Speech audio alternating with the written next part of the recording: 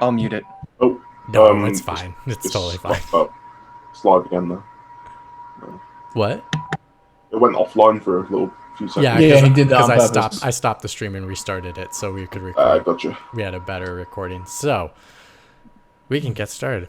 Hello, wonderful people, gents. This is very special. We usually don't have any kind of Pixel Pint stuff happening at this type of hour on this type of day. So, welcome to a very special episode where we are doing a spoiler cast for The Last of Us Part 2. This mainly came about because Liam has been working hardcore on this game where Dan, Evan, myself, and our special guest, which we'll get to him in a second, have also been playing this game, and we're waiting for him to finish, and now he's finished, and now we just wanted to talk about it personally, but we thought, why don't we just do a spoiler cast on it so we could just talk all about it. So welcome, where this is, there's nothing off limits. So if you are expecting us to walk around spoilers, no. Go play the game and come back because it's a really good game. So I am joined by Mr. Liam. How are you doing? I'm doing good. Good. Although it's a bit early. I wish it wasn't. Yes, I made these guys wake up early instead of me waking up early this time around. We have Dan, who also woke up early. Hello. A majority of you guys all woke up early today. And we have Evan, all the way from Japan, who gets a brisk afternoon. See if I can fuck this up. Got too many fingers, Evan. Spoilers.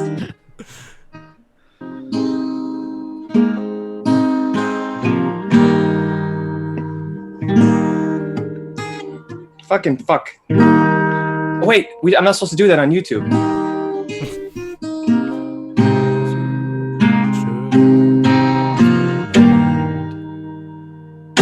Alright. Yeah, That's that's enough. close. I'm It was doing close. alright. It was close. It's basically like your first strum when you actually play the game the first time. You're like, dee, dee, boo, boo, Or maybe I lost a couple fingers. That's what that sounded like. And then joining us finally is a very special guest who doesn't get on very often, but we always like to have him on when we can. It is Sir Taps, which has his own YouTube channel along with other media stuff, including podcasts. You can tell us all about that really quickly if you'd like. Give it a little plug in there. I would say head over to Idle Game Chat. That's probably the one thing we put the most effort into. Weekly games podcast that drops every Monday. But good to be back. Last time I was on was a few weeks ago. Time before that was over a year ago. I think McWomble banned me for a year because he didn't like the competition. But he's finally broke the wall down. So I'll be on and off when there's space and when there's a chance to fill in. Yeah, it's wonderful to have you. We're really excited. So, and then I'm Mitch. I'm going to be your host today. I already mentioned Dan. And so, You did. You talked about me already, but if you want to talk about me again, it's fine. Okay. I like his sunglasses. Sorry, I just got a chat message pop up. Don't forget about Dan. And I was like, I already talked about Dan. It's like... So, It was very brain fart. probably too brief. That's probably why. Yeah, it was very brief. I'm sorry. How are you this morning, Dan? You had to get up very early. I'm perfectly well, thank you. I'm very excited. I've been wanting to talk about this game with Liam for since July. So this is a big day. I'm Yeah, fully what was it like? to blame. The 6 months that it took him to play it? Yeah. Waiting for this? Or however many? I don't know. It took me a matter of 22 hours basically straight to finish Well, this Oh game. my god! I wish. Yeah. All right, so we are just going to jump right into it. So I just want, because this is a sequel or a continuation of another game, to just quickly us all dive into just our quick thoughts on Last of Us Part 2, like what your thoughts were on it. Did you enjoy the game? Did you not? Did you like certain characters? Did you not like certain characters? You mean part one? Part 1. And just so people have some mindset of where you're coming from Part 1 into Part 2. So throw it to Liam right away because you're just right there. So go ahead. Oh, okay. Well, I guess I would probably be the most positive on the first game.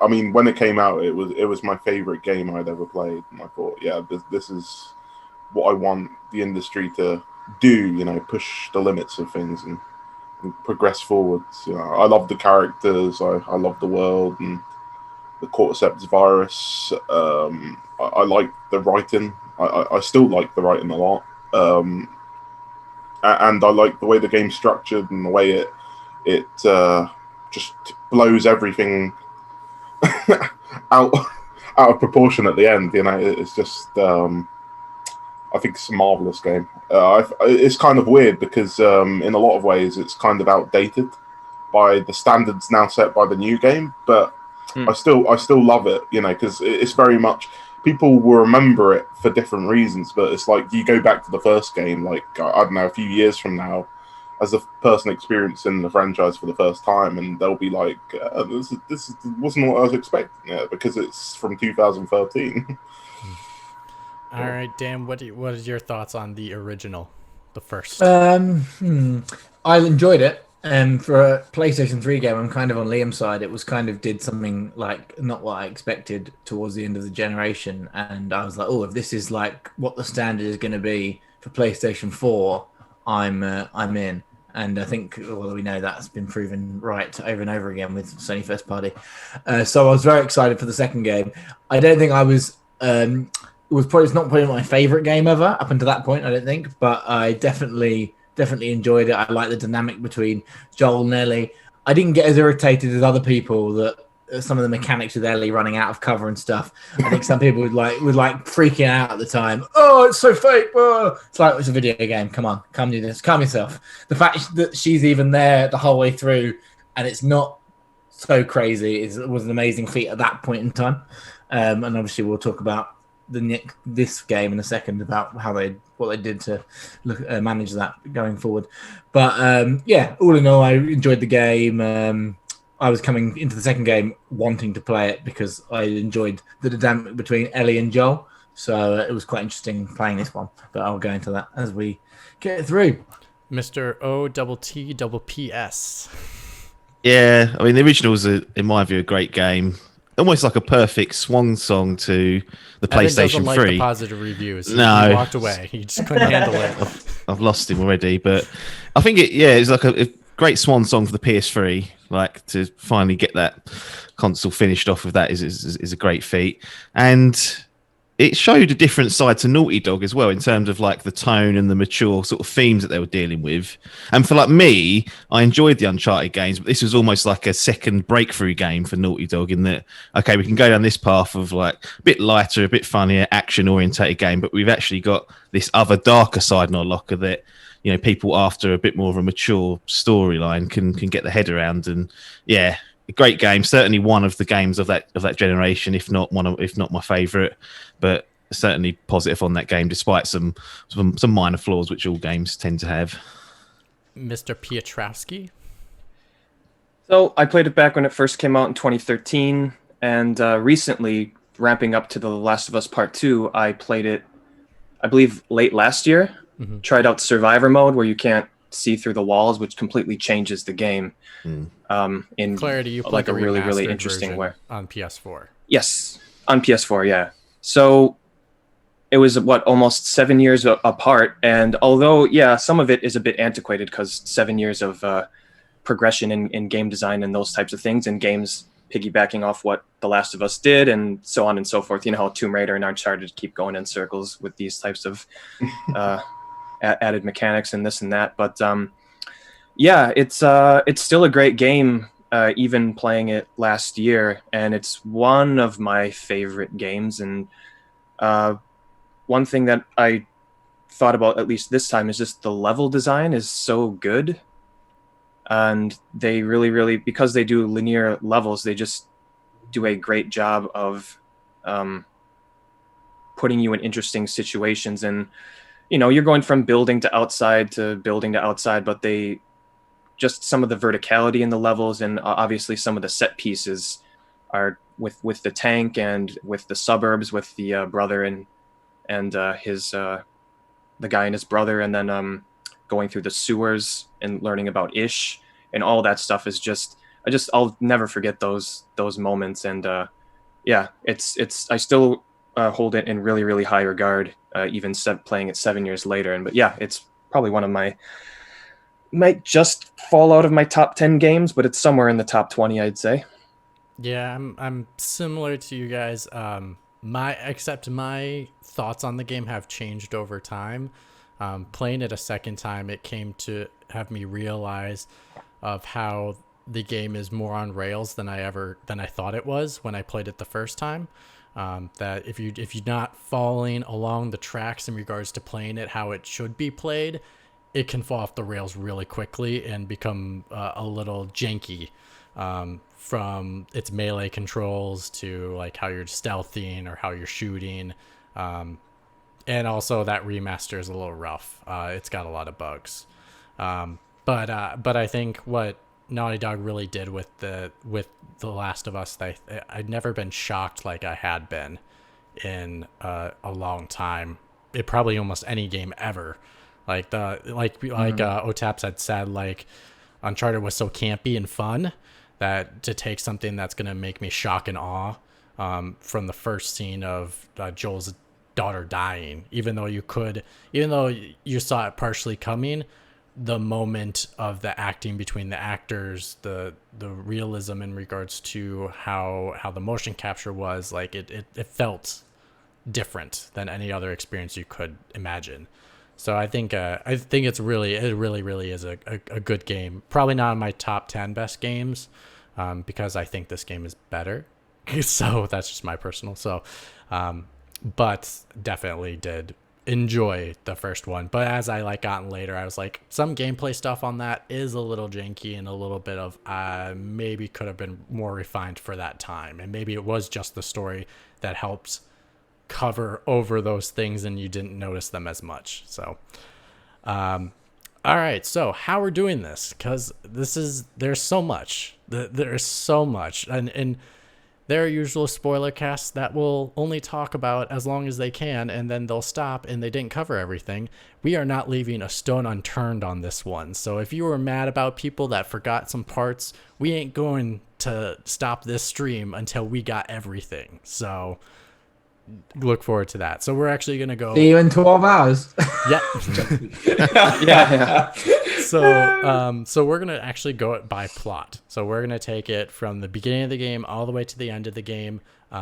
If there's moments that happen later in the game that have something to do with what you're talking about in the beginning of the game, we're definitely going to bring those up in the conversations to help flesh out our points a little bit better, instead of saying, oh, we'll talk about it when we get there. Because I rather have us just flesh out all those things, because then when we get to the later parts, we're not reiterating the same things over and over again.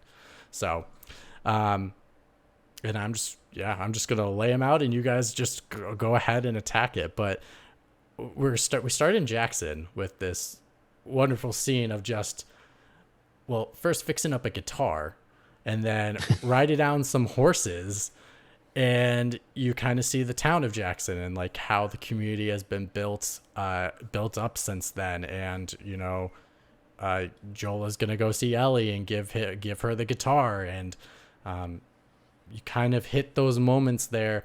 And let me know when you want me to stop, fellas. So I mean, you missed the first part. The most important part Recap?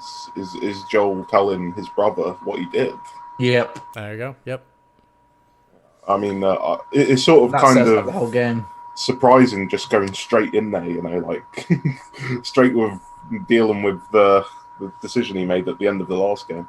But aren't you not surprised, because that's how he ended? That's how the game ended. Is he lied to her? Yeah, I know what you mean, but it's just sort of like going straight in there with telling his brother. It's just sort of. It's actually quite a smart way to say Straight in previously on The Last of Us, Yeah. without it it is. feeling like That- a TV show type And thing. That was smart.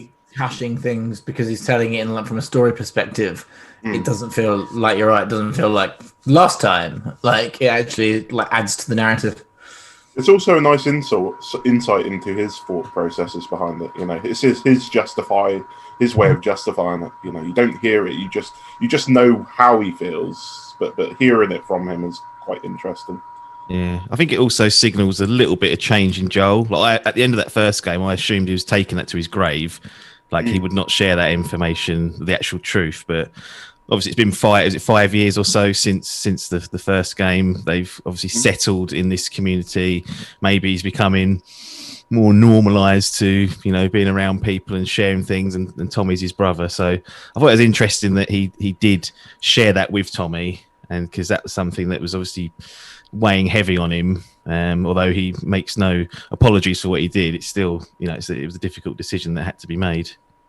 Yeah, and if I remember clear timeline-wise, which this game does a lot of hopping, skipping, It and was jumping. shortly after they got back, I believe. Yeah, this is before she knew about the secret. So because he gives her that guitar, literally, you go give her that guitar, and kind of he shares that first song which is a recurring theme of, if I ever lose you, I surely would lose myself, which I think is first a beautiful little couple note phrases, but at the same time also it's just the words itself match perfectly with the theme of what's going on with this game, which apparently there was questions on whether the song he played for her actually came out when the outbreak did.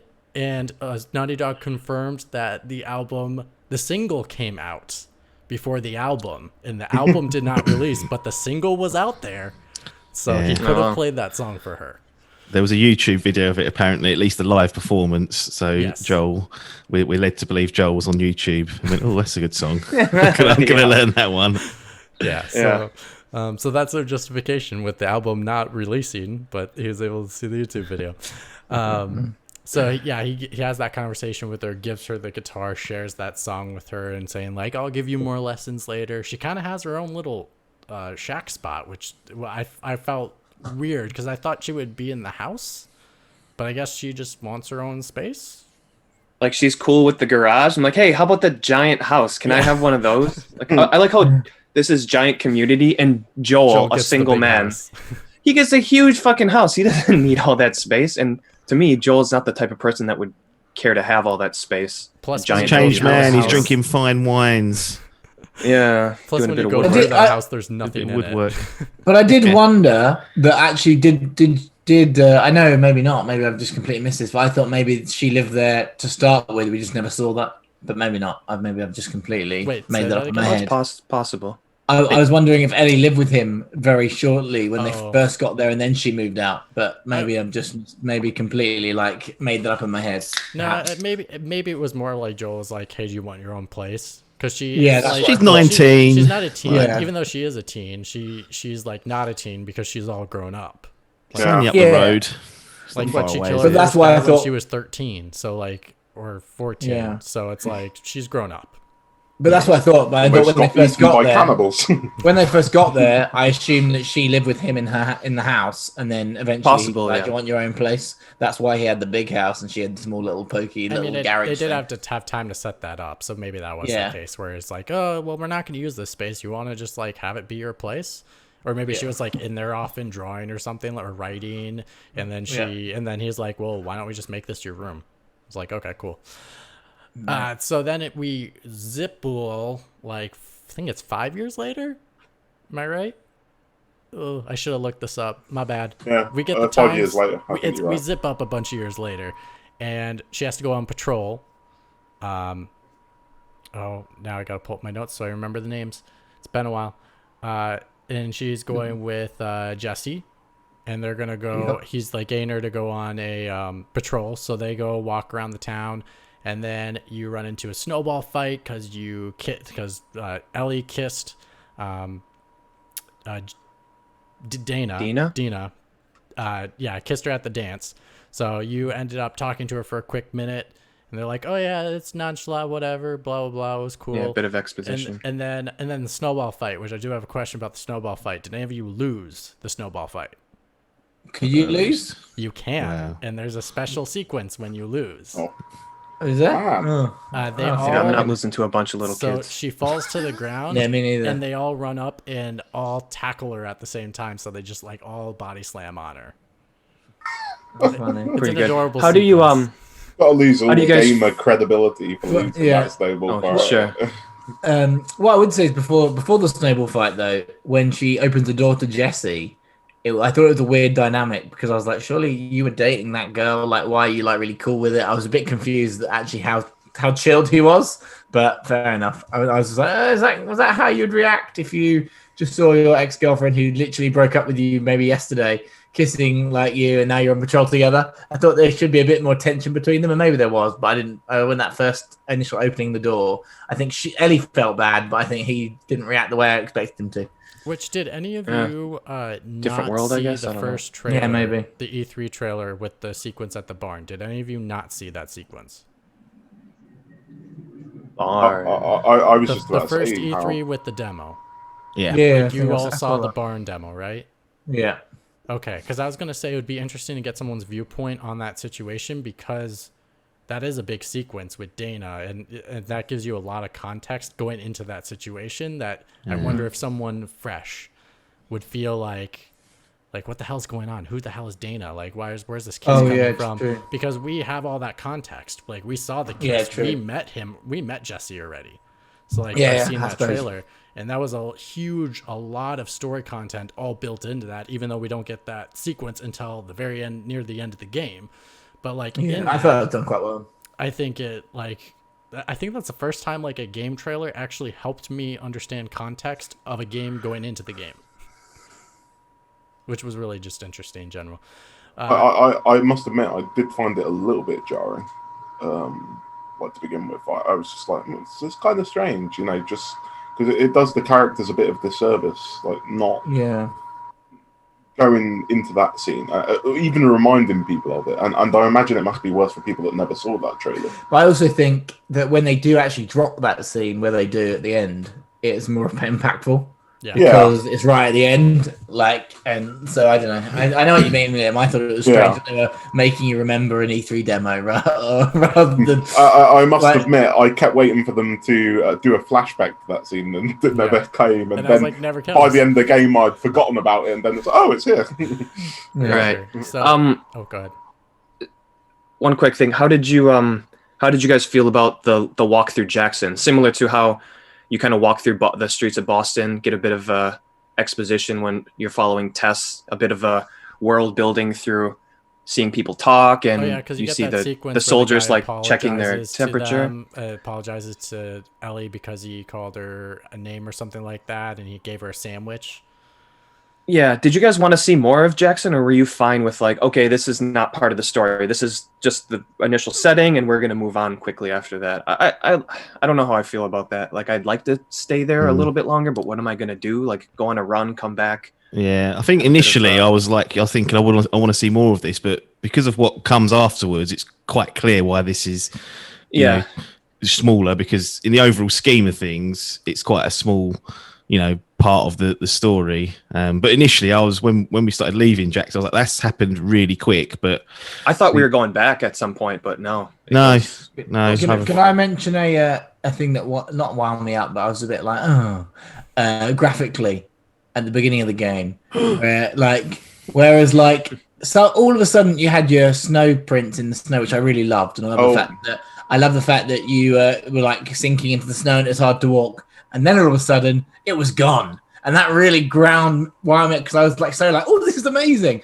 And then I think in Jackson that didn't happen anymore, and then all of a sudden outside the front of the bar you walk into, your footprints are back, and I was like, man, either have it in the game or don't have it in the game. Don't lead me down. I was like, which is really stupid. Really, it was very minor. Yeah. It might have been like because see, I could see that, but probably in Jackson, everyone steps their feet down, so it's not like fresh powdered snow that you can make a footprint with. It's probably hard as a rock. It's been stomped on by people, because the city of Jackson is extremely populated. It's not like not like outside with fresh snow that you can just step down and make your footprint. I think the issue was, Mitch, was that in certain parts in Jackson, your footprint did stick, and then it was just the inconsistency as you went through. So sometimes your footprints were there and sometimes they weren't. I didn't mind them disappearing after a few seconds because I know gaming ability and all that kind of stuff, that's coming. But I just annoyed that in some places it was there and some places it weren't.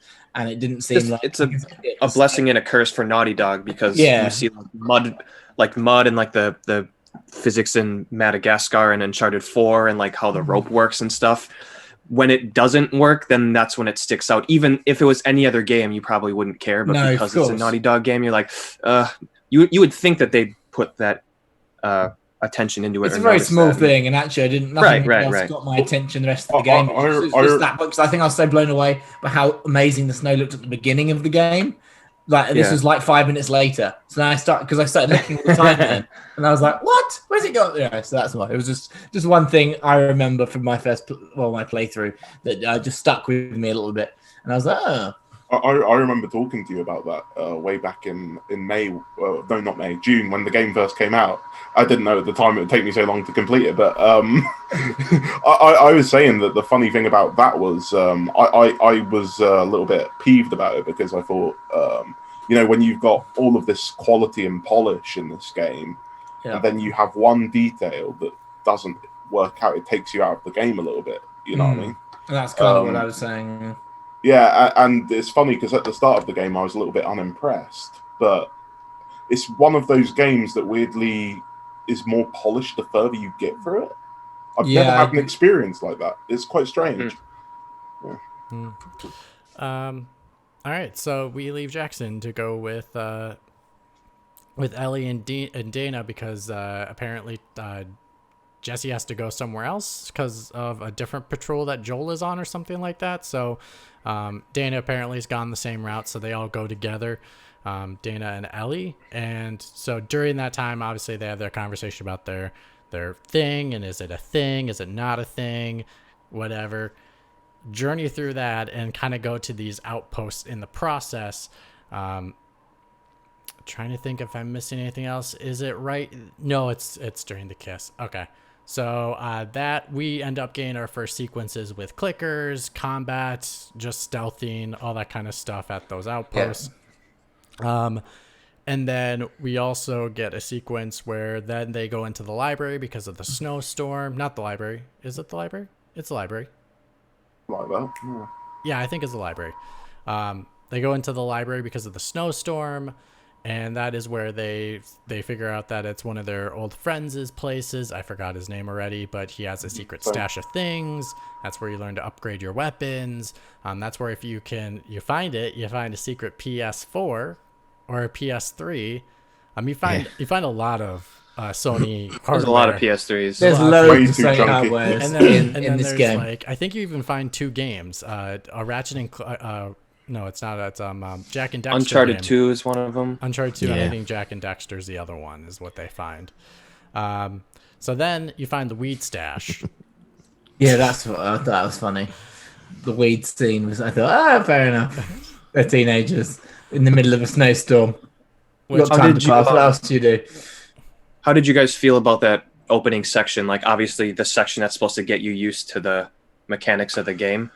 I thought it was pretty good. And one thing in particular is I love how it shows you quite early that like you're with capable people, that you can rely on them. So it's like when there was like 2 clickers left and it was like, that sweating, like, if they turn around, like I'm screwed and I'm going to have to use a bunch of bullets. So like I kill one and then I'm like turned to try to go towards the other one and Dina had come up and killed it. I'm like, oh, that's great. I love that they added that. They can fend for themselves. And even in situations where like if you don't have any bullets and Dina's with you and you have like 1 runner or clicker left, if you just run around, she'll eventually kill it. It takes a really long time, but it's a good way to conserve ammo if you need to. And I just like that addition of even like the supermarket, when you go in there and all that stuff, you learn how to use the rope, which is really, really awesome. It's like amazing physics. I like that whole section leading up to the library. Yeah. It's a good introduction, like you said, to the AI, because like we mentioned, one of the complaints on the first one was that Ellie either ran out in front of all the clickers or the runners and was invisible. She's like, and wasn't tag, you're it, but you don't see me.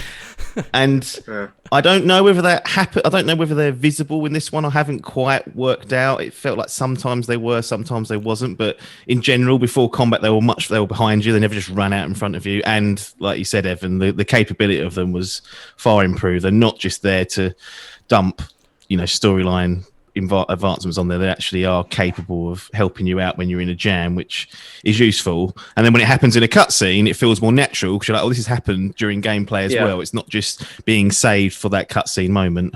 Which I also it's not their first patrol, right? Yeah, which I think with your point is also, I think what helped fix that is they very much had that character stuck on you like glue.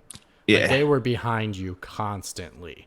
And sometimes I will, even to the game's detriment, I got stuck because the character was so close to me. Yeah. Which is fun. Yeah, I'd rather they blocked do me that from doing stuff. than like going out like Ellie in the first game and like touching everybody and breaking the immersion that way. So like I liked this version. It was a little bit better. So I do appreciate the effort going into that. Then there is obviously the sequence of like, well, I wasn't kidding about the kiss and I enjoyed it, blah, blah, blah. And then they have a sequence where there's the makeout session, and then we transition. So any last words before we transition to where it gets really strange real quick?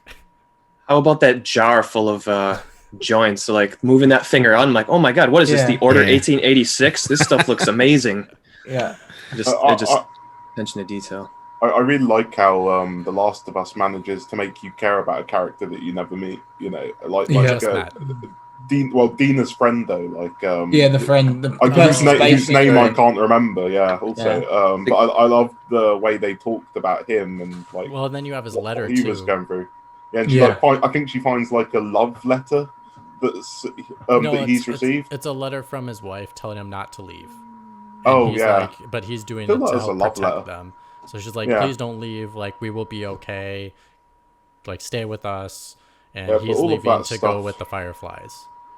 Yeah, all of that stuff really makes you like the guy and get a pretty good sort of image of his character. Well, they're environmental too. Like, why would you not like him? It's great. He's got good taste in games. Yeah. So there's that sequence. Then all of a sudden we get introduced to a new character, this was really odd. This was odd, and I do have many questions about this for you guys. And this is kind of where I had some specific ones, which was first, did you think as soon as you started playing as this new character, did you think this character you would be playing at them more often, or you thought it was just a one-off? No, I absolutely thought it was some sort of tutorial fodder for some reason. I had not cottoned on to the importance of what Abby was going to be at all. You know what's weird, right? Is I've heard loads of people reacting since this game came out saying that they'd never expected Abby to be a playable character. But I was like, I thought they pretty much confirmed that with the what was it? It was the old trailer where they showed the Seraphites for the first time. Yeah. Where she's hanging by the neck.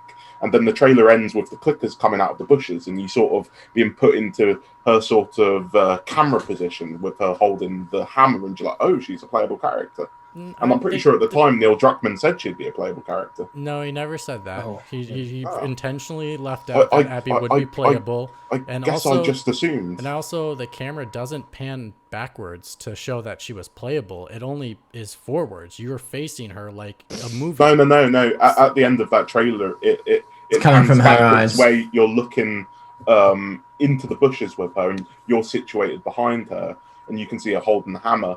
And the clickers are like heading towards her. See, I never saw that as implicit, like that she would be playable. I saw that as just meet some new people. I thought she'd be a playable character since that trailer first came out. Well, because like in our first conversation, we didn't expect, like you guys didn't expect the church scene to be in the game. Like that kind of cutscene, so I didn't expect the other to get into the game either. Like it was just a trailer, because trailers don't always make the game. Yeah, at that point,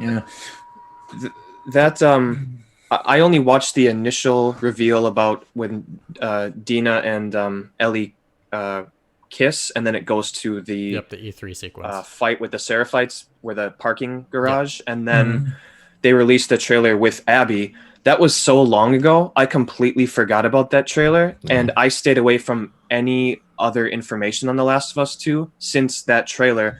That when I got my my limited edition, it comes with this, and I flipped this around. I was like, "Who the hell is that?" I had no idea who that was. So really that's interesting. That's interesting because I'm going to show you my limited edition. Okay. It was so I wasn't expecting any other playable character. I didn't know Abby was part of the game. So Evan, really I would say that was a massive spoiler on your box because this is the UK limited edition. So you don't like what the hell? That's false advertising. Holy shit. So then when I started and we started with Joel, playable as Joel, I was like, I'm not sure. And I will give it away. I didn't explicitly know that he died, but just because of Twitter and Twitterverse and trying to avoid spoilers, I had suspicions. I didn't know when or where. I thought it'd probably be halfway through the game or whatever, and we'll get there very soon. Yeah. But So then I got this, and I was like, oh, he must be quite a big playable character because he made the box art, which is funny because So it worked. It worked in your favor. Well, Because I you came also- back around. well, I You're like, also oh, maybe thought it's not what I think Well, it also is. because of the last trailer they released, Joel was in a sequence where you're like, this isn't the beginning of the game. Which Yeah. then ends up they do a reversal, and that's not Joel, that's Jesse. They just flip out the character Yeah. model. And you're like, what? I recognized that scene right away. I was like, Jesse? Joel was in that sequence. but Whatever it takes. I don't. So we Yeah. get to Abby where she ends up meeting Owen, like shows her the secret spots. They were camping out in this cabin. And so he's like, let's check this out. And then he ends up telling that Mel is pregnant, and obviously everyone is, who the hell is Mel? Why is this guy like telling this shit? And she obviously looks upset about the situation. She doesn't like the fact that Mel is pregnant. So there's, I feel like there was implicit relations between at least Owen and Abby initially, for sure. Can I ask a question? Yeah. Because I had a different experience from all of you guys. I think going into this sequence when you first play as Abby, because I already knew that Joel was going to die. I'd unfortunately had it spoiled for me on the internet. Somebody sent Did you me. know that she? Did you know that she did it? I didn't know that. Somebody sent me an image on Twitter just because I said something about The Last of Us. They clearly searched people talking about The Last of Us and just decided, fuck you, here's an image. It showed Ellie standing next to Joel's grave, and I was like... Sorry, I do have to ask this just because it does implicit to one of my questions is, how many of you knew Joel dies by Abby? Spoiled for you before. Okay. I knew nothing about the game. Now for Dan and Liam, you both said you knew Joel died. Did you, either you two know Otaps or Evan? Did you know that Joel died? Okay, I didn't either. Okay. Go ahead. I didn't know anything. Yeah. Okay. I just assumed that he died because there was a lot of I don't know, just a lot of things around the Twitterverse that everyone's freaking out. I didn't know about this Abby character, but I was like, well, what did they freak out about? Probably if Joel died. So I kind of didn't know explicitly. I didn't see Joel died, but I thought Dana died. That was my thing. All right. That's what I thought was going to happen. But your question, Liam, go ahead. My question was because I knew that Joel died. I thought as soon as Abby showed up, I was like, oh, Joel's fucking dead. But I'm wondering if it was the same sort of I'm wondering how the experience of switching to that character and knowing where all the other characters were at that point, like what you were thinking when that happened. I was just confused on who the hell this person was and why am I playing her. And then when I met Joel, I was like, oh.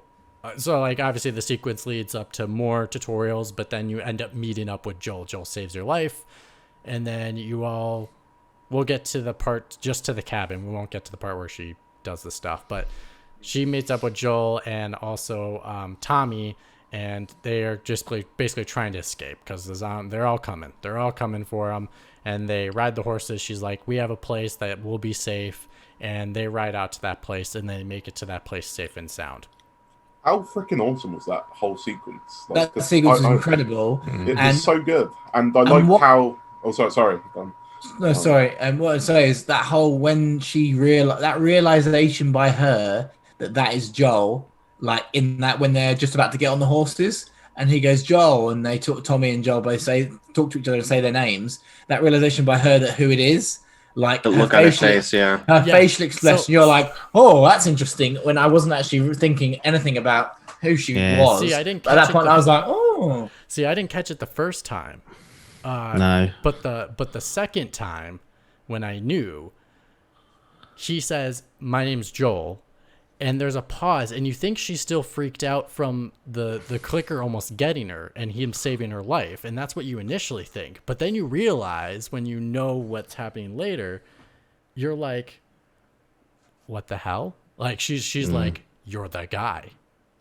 And I'm really looking forward to doing a second playthrough, like in the future, and spot. It's probably only going to be in that opening area where you as the player are still shrouded from what the deal is. But I'm looking forward to just watching that scene again and playing through it and just looking at how it all unfolds from Abby's side more so, because the tells might most likely be there that they realise they've got their guy. There are hints. You can see them because I played the beginning sequence again, and I saw the hints throughout. So it's worth playing a second time for sure. I just love how that sequence throws you in the deep end, though. It's like tutorial's over. Yeah, I wasn't expecting Joel to be there, and I expected she had something to do with the fireflies, because she's looking over at Jackson and she's like, he's here. I was like, oh, it's got to be connected to the first game in some point, but I didn't expect her to be saved by him. And then when they go back to the cabin, that's when my heart started thumping quite loudly. Let's just get there. So like they get to the cabin, and they're like getting set all up, and they're like, oh, how long you guys been here? You guys should like fuel up.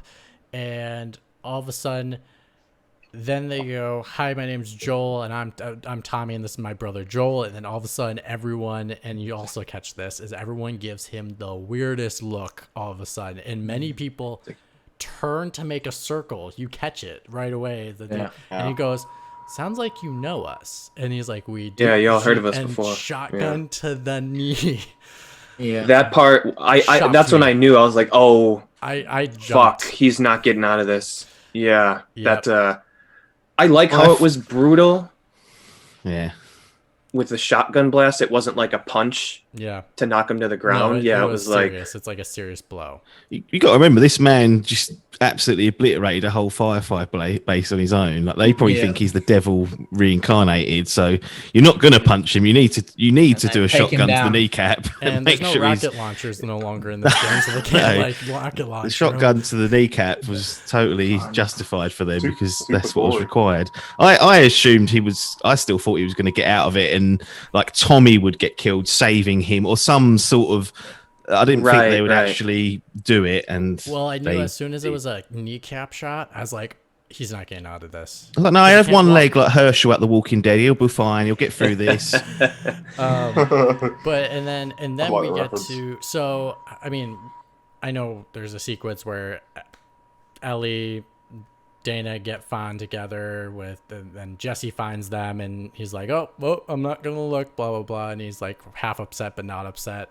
And they haven't seen Joel, so they go find Joel. I just want to get to the point where obviously Ellie finds Joel, and Abby's beating him with a golf club, like hardcore. Well, like the scene getting into the cabin with that music playing, like just very, very foreboding, and like how you can hear him screaming. Yeah, it's just like, man, like my heart was thumping. I'm like, I think I know what's gonna happen, but please no. And then like you just go around the back, and you go in through the kitchen, and you're looking around the house. There's no one down there, and then you go in the basement. Yeah, that was. Well, you actually can go down the stairs in the living room, and there's a secret item you can get down there too. Man, who's doing that? Joel was screaming his lungs out. I was sprinting. I was like, where is this? Normally, I walk around and find what I can, but in this stage, I was full RP. I was like, I need to get to this guy. That was my second playthrough. So I was like, okay, let me search the house really quick, because I know what happens. I can't save him. The house as well, Mitch, because I was like, I was very sure that he was going to die at that point. So I was like, I'll just have a look around. No, I was like Taps. I was like, maybe he won't die yet. So I need to get there as soon as possible. So I actually legged it to the staircase, went down the stairs, and then was like cutscene. I was like, oh god. Yeah, and there he is. She beat him with a freaking golf club, and then at that stage, I thought they might both die. I generally was like, are they going to kill Ellie off as well? Because how is she going to take down this room of like 10 people? Yeah, and Tommy. I thought Ellie would live for sure. I didn't know if Tommy would live or not. Not sure. Yeah, I thought they might kill him. But it looking back on it now, it goes to show you that like they were there for Joel, right? They're not they're not that was their goal. Murderers. It was the actor of revenge. We don't for what they know, Tommy and Ellie could have been innocent people, or at least had no part in what happened. So why why kill a 19-year-old girl, right? They just kind of beat him up. So I like that they presented the group of the wolves, as we come to know them, as not, they were there for a single purpose. They weren't there to just like do what Joel did the last game. Yeah, for sure. Wipe everyone out. And obviously she kills him. And I will have to say, how many of you were upset with Joel's death? Not upset. I thought it was hard to watch. Or saddened. Yeah, I mean, I love him. I was sad. I like playing as him, so I was sad at that point of view. But I thought this is going to building on the narrative. Like this game needs to go somewhere. So I was like, well, there we go. Here's our adventure. Let's go kick that bitch's butt at that point in time. I was more just shell shocked still. Like I played through like part of day one Seattle after that, and I was not engaged with it. I was still thinking about what I just witnessed. At that point in hindsight, I should have stopped and gone to bed, or tried to go to bed and just left it. But I played a bit more, and I realised I wasn't engaged with it. It wasn't, and I was like, I can't believe they've done that. But I was kind of, I thought this is brave, like to do this, and they're not playing it safe here, which is, most sequels will play it safe. We could have easily got Joel and Ellie Part 2 going across the country again, and as soon as they did that, they did it nice and early. So if you did get spoiled, you weren't waiting to the very fucking end for that twist to happen. And then it's like, here's Part 2 now. Leave all the shit from Part 1 behind and focus on what's happening here, because we're going down a different route. And I was mine's quite long, or not long, but nope, I don't know if you have a totally different question. It's a question leading into all this, so go ahead. I didn't really understand like everyone getting mad at this, and like, what did you expect to happen in a world where death is very unceremonious? Like, you think about all the close calls that they've had. Joel could have turned the corner on a patrol and gotten bitten in the neck, and that would have been how he died.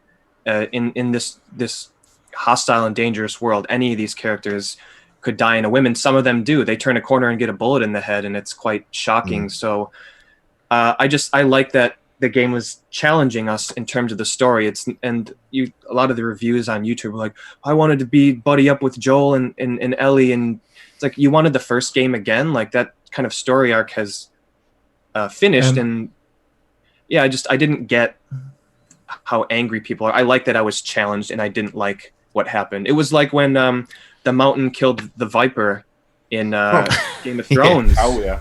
Yeah. It was like, I couldn't believe it. I was like, no, he's supposed to win.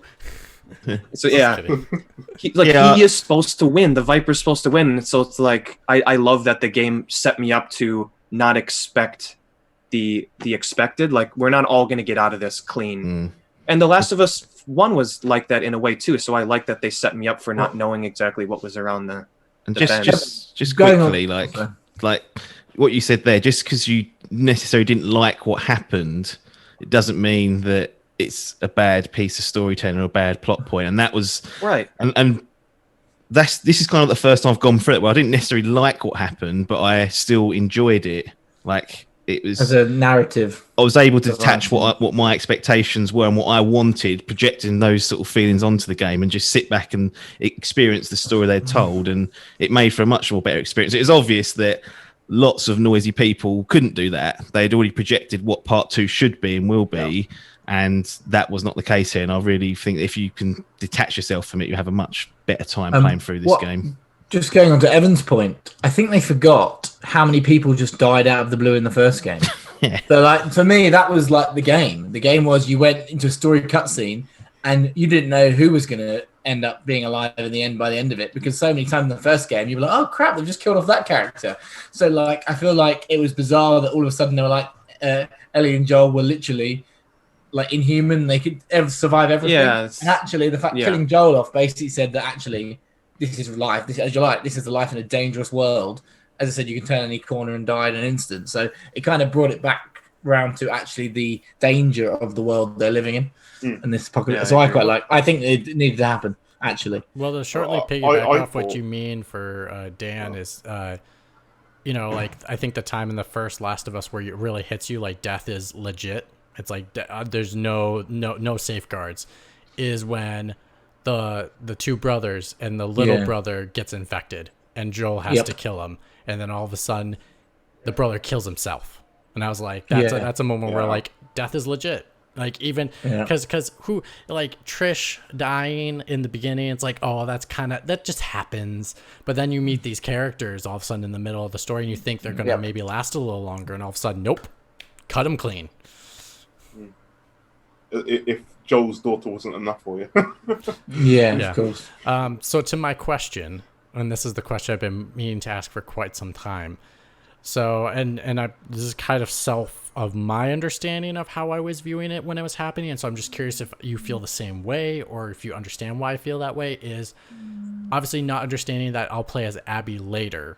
So Liam, I don't know if it's going to work as well for you in this area, maybe not. Yeah. But for me, I felt as if I killed Joel. Me as the player, I set him up. I put him in that situation, and I felt bad because I was the reason he died, because I played as Abby. And Abby killed Joel, and Abby brought him to that location. And so I'm just curious. Well, did you feel similar in that kind of situation? I thought that the purpose of that was to make you hate Abby. It's like they put you in her shoes and then make her do the one thing that you don't want her to do, so you feel like you've been betrayed by her. That's what I thought, anyway. I think we've got a relocation going on. Yeah. No, I think I agree with you, Liam. Like it worked for that purpose to make me want to go on this blood revenge through Seattle for 3 days or whatever it was. They did the unthinkable, and then that was enough for me. I didn't feel guilty. I really didn't. I just couldn't. I was so shell shocked. I never really thought about the fact that I actually played for Abby for half hour or whatever it was. It kind of just it filtered off. Well, I suppose it helps that you play as Ellie for a little while before she does the deed fully. Yeah.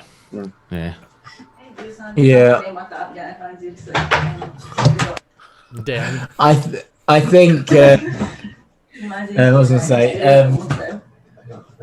because I understand the viewpoint, Liam, of saying like the whole viewpoint is to make her hate Abby, but I think at the same time it's you may be playing as Abby, you may have killed Joel, but you still killed him. What I'd say is, Mitch, I didn't have that feeling then, but I did have that feeling later on in the game. I felt like a terrible individual later on in the game. Yeah. A horrible individual because of the narrative device that they use. And I know we said we'd go onto it later, but I do want to wait before saying it. But later on, that question relates to me later on in the game, not at that point in time. Yeah. All right. And so Joel is dead. Long dead. He's Old Yeller. They took him out back. Bam. Old Yeller. So sad story. Both of them. Yes, for sure. So basically, in a nutshell, we're leaving Jackson. We're told not to. Tommy already went ahead. He lied. He said, "Oh, we'll go together," and then Tommy just left. And then they're like, "Well, we'll go." What did he think was going to happen? He didn't think Ellie was going to follow him. Yeah, I don't know. Such BS. So a bit silly. now there's 3 people going. There's Tommy gone a couple days early. Maybe I think it's 1 full day, and then Ellie and Dana both go. And so then we end up in Seattle. Now with how we're breaking down Seattle, I'm not going to break it down by the days. We're just going to break it down by like sequence of events, because all the days can go together. Same thing when we get to Abby. Anything about Jackson before we get to Seattle? People want to talk about going through Joel's house. That was quite interesting. But I did love how it sort of put you into his character, because he's very much that guy who just wants to survive in the first game. And, he would berate Ellie for taking things with her, but like you tell her to empty her bag out of shit that she doesn't need. And it's like kind of a dick to her about it. It's like you go into his house and he's got all of these little treasures and little things. I love that they found. I remember he had a room that he did some kind of hobby, and I think it was wood making. Yeah, he whittled wood, and he even crafted his own guitars, and it's like, wow, that's awesome. Yeah, it's Naughty Dog are masterclass in environmental storytelling. They just do such a great job of making especially the insides of apartments look lived in.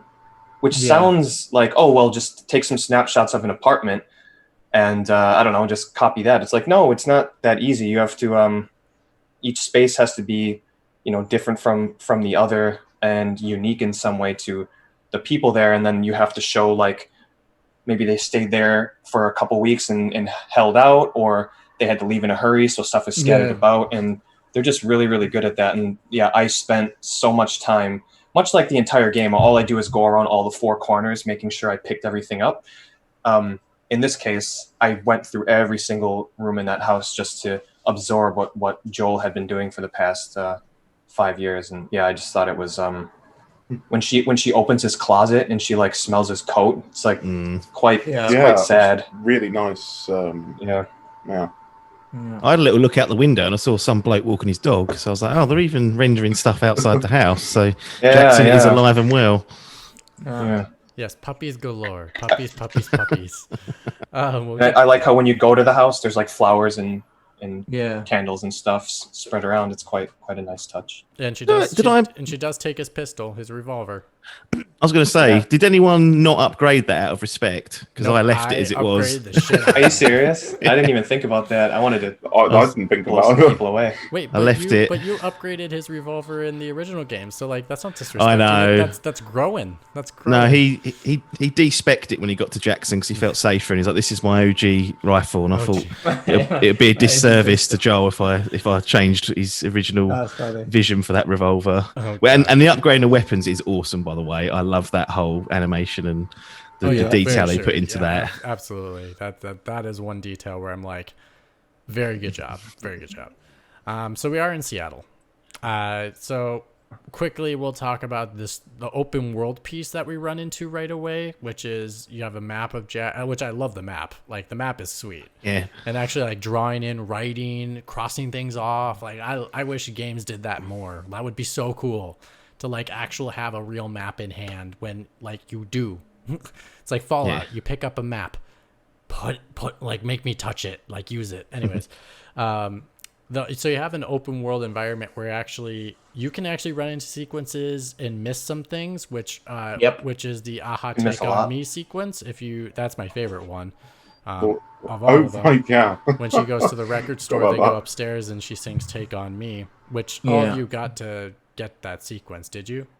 Yep. Yeah. Okay, cool. I went around that map making sure I left no stone unturned. For sure. I think I missed one thing that Evan then told me about afterwards, and I can't remember what it was. It was a very minor thing. I ended up There's something over like the water, like on a little.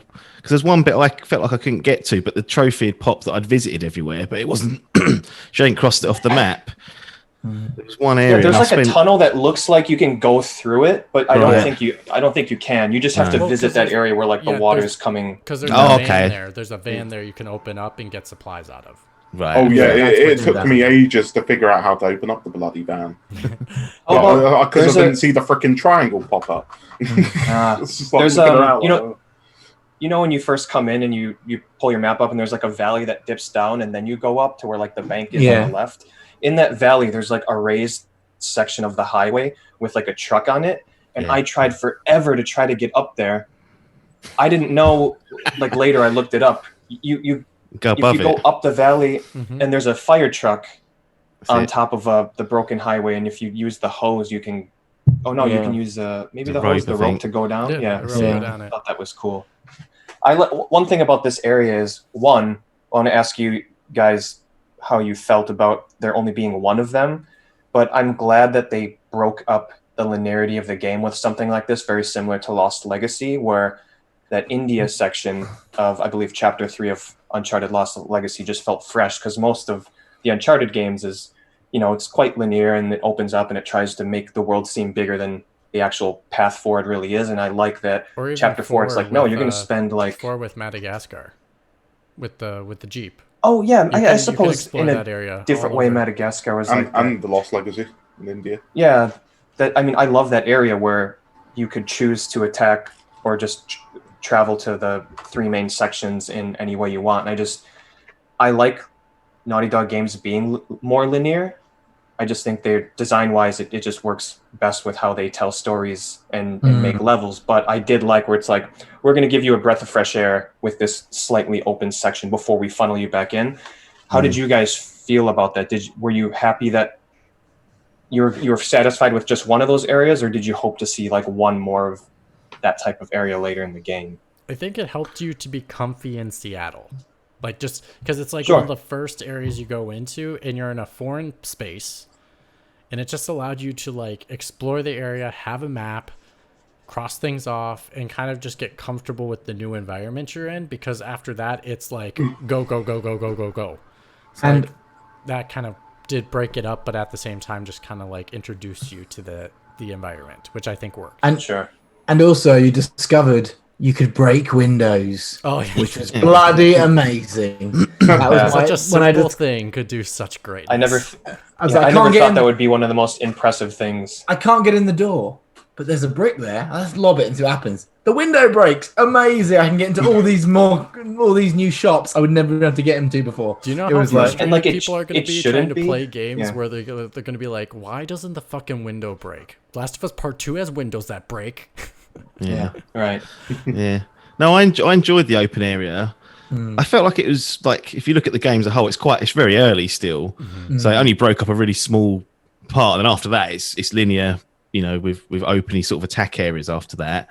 But I was when I first saw that, I was going, oh, okay, we're going to get one of these every so often during the game. So I was actually not disappointed. I was more surprised that we didn't see more of it. Yeah. I was a bit I was surprised. thinking I we'd get don't- one more near the end of the game, which we kind of did a little bit. Yeah, but to be honest, towards the back end, I would have been annoyed if it was an area like that, because I kind of Same. wanted to get to the conclusion, and I felt me like too. No, agreed. I think it was having- I Good think it was point, the yeah. perfect openness for the end, for sure. yeah. And there's a great little moment, just the tiniest, smallest little detail, which much later on paid off. I think there's a coffee shop, there's a shop somewhere on the map that I went into, and That's the one that teaches you to break windows. okay, there you go. And then Ellie is talking to Dina about how Joel loves coffee and he overtrades for coffee. And it's like one of his favourite things. And there's a callback much, much, much later on on that porch scene where they're talking about, Oh, he's yeah, asking 'cause what he you're got drinking. He's coffee. drinking coffee. And I was just like, that was such like whether it's the coffee's mentioned later on, I don't know. But that's the two bits I managed to tie together from like early to late in the game. And I was like, that's just such great tiny little bit of storytelling that gave me this warm feeling towards the back end of the game. But yeah, I thought it was a nice way to break up the game. I enjoyed exploring the area and going through it. I wouldn't want the whole game to be like it. I think I agree with the sentiment that they're better being a bit more linear in their approach, just with opening areas for you to combat encounters to approach it differently.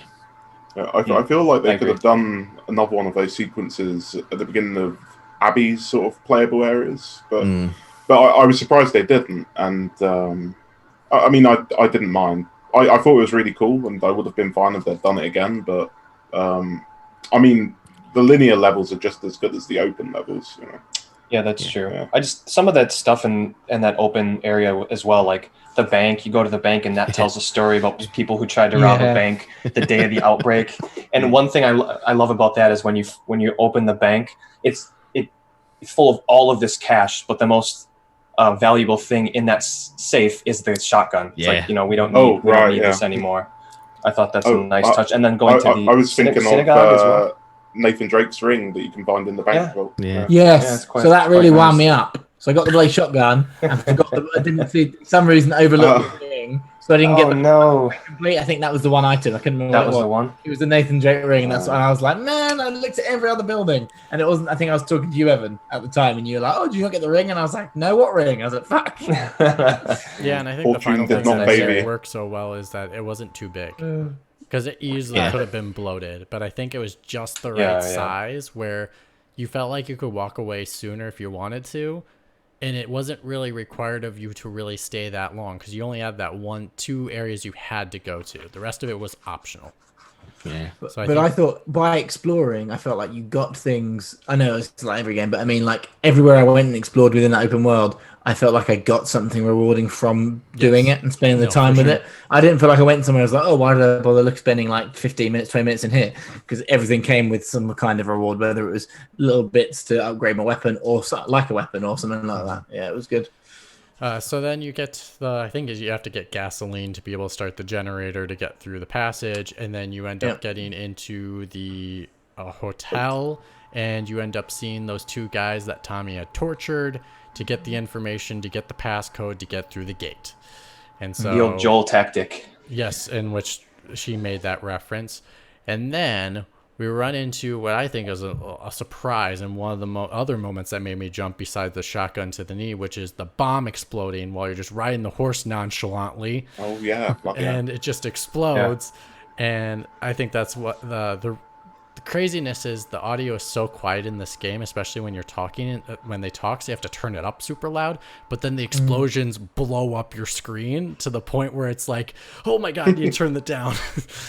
Yeah, it was quite shocking. So Dana escaped, but Ellie got captured, and Dana breaks you out. This is how you kind of get reminded of the crew. You meet one of the crew members, the one that you gave a cut to in the face with your knife when you first meet them, and when Joel's dying. So she kills him in that sequence. You break out, and then you are going to the TV tower, and that is where doesn't Dina kill him? I can't remember. Yeah, I thought Dina did. Did Yeah, Dina? Dina killed him. Yeah. Yeah, she saves you. Because I'm like, how the hell did you Yeah, get but out of I this? thought I was thinking to myself. wasn't she getting choked out though when Oh, she yeah, attempted yeah, to you're- save you? you're right, stab- Mitch, you're right. And then you stab him. because you had to get You're the right, knife you're and right. cut it off, Yeah. cut off your rope. That's yeah, right. you're right. So, so then you go to the TV tower, and that's where you first see the Seraphites for the very first time, in regards to like their hit job, in regards to like what they do. And then you get the information from there about the location of Nora, which you find out she's at a hospital. Then you're like, get out of there, which I think that's where you actually meet the Seraphites. They do come in, or is it not the Seraphites? It's the actual You don't meet the Seraphites for a WLF. while. Nice. You You don't see need the, to say- WLF. Okay. So, yeah, You because they see cut them what- down. That's right. They cut them down. yeah. I think you see what the Seraphites have done to some of the wolves, aren't they? All strung up, Yeah, and that's right. You're like, Jesus, who the hell are these They- guys? They do a really good job of, when you get to Seattle to the hospital, of showing you a story of how the wolves took over, and how the two main, the brother and sister, they had the wanted posters, and then you find notes that they had gotten assassinated. So then, who's the leader of the wolves that he takes over? Oh, yeah. I can't think of his name. Arthur? In Boardwalk Empire Westworld. and Westworld. Yeah. Yeah. Shoot, I forgot his name, but Yeah, all of whatever. that stuff is, if you pick up enough notes and stuff, you find out this whole story about how they were fighting, and then you learn the wolves and the Seraphites. They just do a really good job of feeding you bits of information and rewarding you by scavenging to find these notes and all that type of thing. It's not the BioShock like writing, you should feel sad right now, like on the wall. Like when BioShock came out, it's like, oh wow, they're telling this environmental storytelling is so new, but looking back on it, it's a bit like on the nose. And I just like how this is an evolution of that, where you get bits and pieces of the story throughout if you care to search for the stuff. So then you escape from the TV tower, and then Which is a cool level, by the way. I like traversing the TV tower. The grubby guys for the first time. The blue blubbers is what I call them blubbers, because that's what they look like. They look like that movie Blubber. The green. Yeah. This is where we get into underground, yeah. Yeah, so It you starts get into getting the underground, confined and scary. and then this is where I say the game breaks just slightly, and I'm just going to make this point, and if you guys want to continue talking about it, you can, but the sequence when you're Shamblers. What? Shamblers is the name. Shamblers. Running, yeah. So the sequence when you're running with Ellie and Dina, as soon as you're trying to escape because they're all because all the clickers are chasing you, this is the moment where you're really on rails, and if you make one wrong turn, you basically lose the level and have to redo it over again. But the issue I ran into was that I wasn't sure which direction to go. And so I kept dying multiple times in that sequence, running through the subway station. That happened to me later in this game. That pissed I me died. off, but Yeah, it happened to me later in the game, I think. I wasn't pissed off by it, but I was definitely frustrated probably at the third time I died. I was like, okay, then I need to go Sure. this way then. So you make it out, Oh. and then Ellie yells Mitch, I just need to talk about that sequence, like being in the tunnels and having the infected fighting the humans and all that stuff happening. yeah, I've cleared a whole room. I just threw a brick and cleared it out. It was great, but I love that chase sequence. I thought that was awesome. Because I only died once, and I was running, and I was thinking, man, this is intense as hell. And I was just running, and I was right before the gate that like you sort of get out, and I just decided, oh, I hear so much behind me, I want to look and see how much is there. I look behind me, and there's just tons, like the amount of freaking infected on screen, because it doesn't really let you look behind you because you die. I didn't look. Yeah, but I look behind me, and it's just like a ridiculous amount, and I just managed to pull forwards again. And then right before I got through the gate, I got grabbed. And they did this whole cinematic thing where they like pulled me back, and Dina was grabbing onto her, and she just like get pulled back and devoured. I was just like, oh my god! I guess I got they that. hungry. That was awesome. Yeah, they really. I will say, like they introduced this in Left Behind, where you could pit the humans against the infected, the clickers and that. I wish they would have done a bit more of that in the game, because this is like one of the only sections where they do it. It felt a bit underutilized, especially after, like you said, they planted the seed in Left Behind. I was like, oh, they're going to do. And then I'm sure they mentioned it or showed it in one of the trailers as well. Yeah, they did. And I was like, that sequence. It was that sequence. I was thinking this is going to be a big part of this. I wish guess it would have been. It kind of makes the room quite easy. Like you just throw, like you said, you can throw a brick and it obliterates half of whatever you've got to do with it at least. So I can understand why later in the game they kind of don't want to do that. But I was expecting more of it, to be honest, because I love that idea in Left Behind. There is one other section. Well, Go ahead. I was gonna say the only thing they could do to counteract that is just have more of one type of enemy. So like have more humans than clickers. Yeah. So like they kill a couple, but there's still a bunch left over, or the opposite. Have more clickers than people, so there's clickers left. So like I think there's opportunity in many of the sequences they could have done it, and they just didn't do it. Yeah. There's before you go into the neighborhood where they first introduced dogs. As you're making your way there is one section where the wolves are scouting, and you can go into a supermarket. It's like a Whole Foods type thing. There's only clickers and runners and stuff in there, but if you go out and like you can lure scouts, wolf scouts, into the supermarket and have them attack the clickers in that. But they're so spaced out that you might end up just clearing the supermarket before the wolves get there. So that's like the only other part where you can hit one against the other. But they do it again at the hospital, I believe. Yeah, you can do it in the hospital. Yes. Okay. And in Santa Barbara, you can release. And in Santa Barbara, you can do it as well. But that caused more havoc than it was worth, so I stopped doing that. And Ellie does it during a cutscene as well. So they finally get out, and then Ellie is like, "What the hell, Dana? You're just like, what are you doing?" And she's like, "I'm pregnant, jerk." And how many of you were shocked by that? Yeah, and that's where, like as you said earlier, that I was confused that Jessie wasn't as upset with Ellie, and I was like, well, now Dina's pregnant, so she's obviously got pregnant with Jessie. Yeah. So why wasn't she pissed off if they're having rambunctious sex before the show? Well, they're before also the game? still in the they did sort of explain 20s, it, so they still can have fun. No, I know they can, but fun. In my opinion, they were together. So then him not freaking out that she kissed Ellie I thought was strange. That's what I mean. So Jesse's clearly a player, Dan. He's got loads of birds in the oven. Plus, I think Jesse did explicitly say they've been on the rails off and on for quite some time. So this isn't the first time they've broken up, and so it's not a big. And this is kind of the last time to say we're done. So they knew they were over. Well, but they were having a lot of makeup sex. Evidently. Exactly. Yeah, obviously. Yeah. So then Ellie's like, "Screw you! You stay in the theater, and I'll just go take care of my shit and go to the hospital."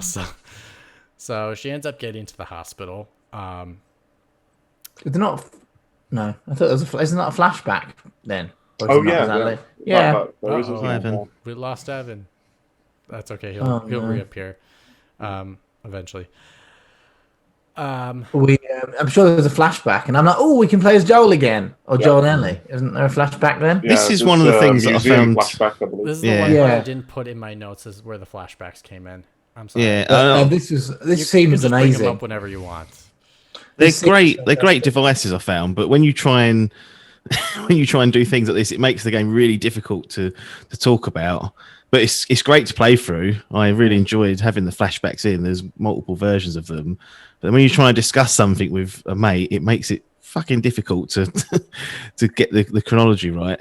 Oh yeah, for sure, absolutely. Well, it sort of brings up one of my problems. At least it's not really a problem now, but it was one of my problems when I was going through the game. Is I just found Ellie's personality to be strange, not bland. Bland isn't the right word for it, but I thought her emotional distance was quite jarring because you go from the sort of fun-loving kid that you see in that flashback. She's just like exuberant in their excitement and happiness of things. She finds happiness in a very shitty world.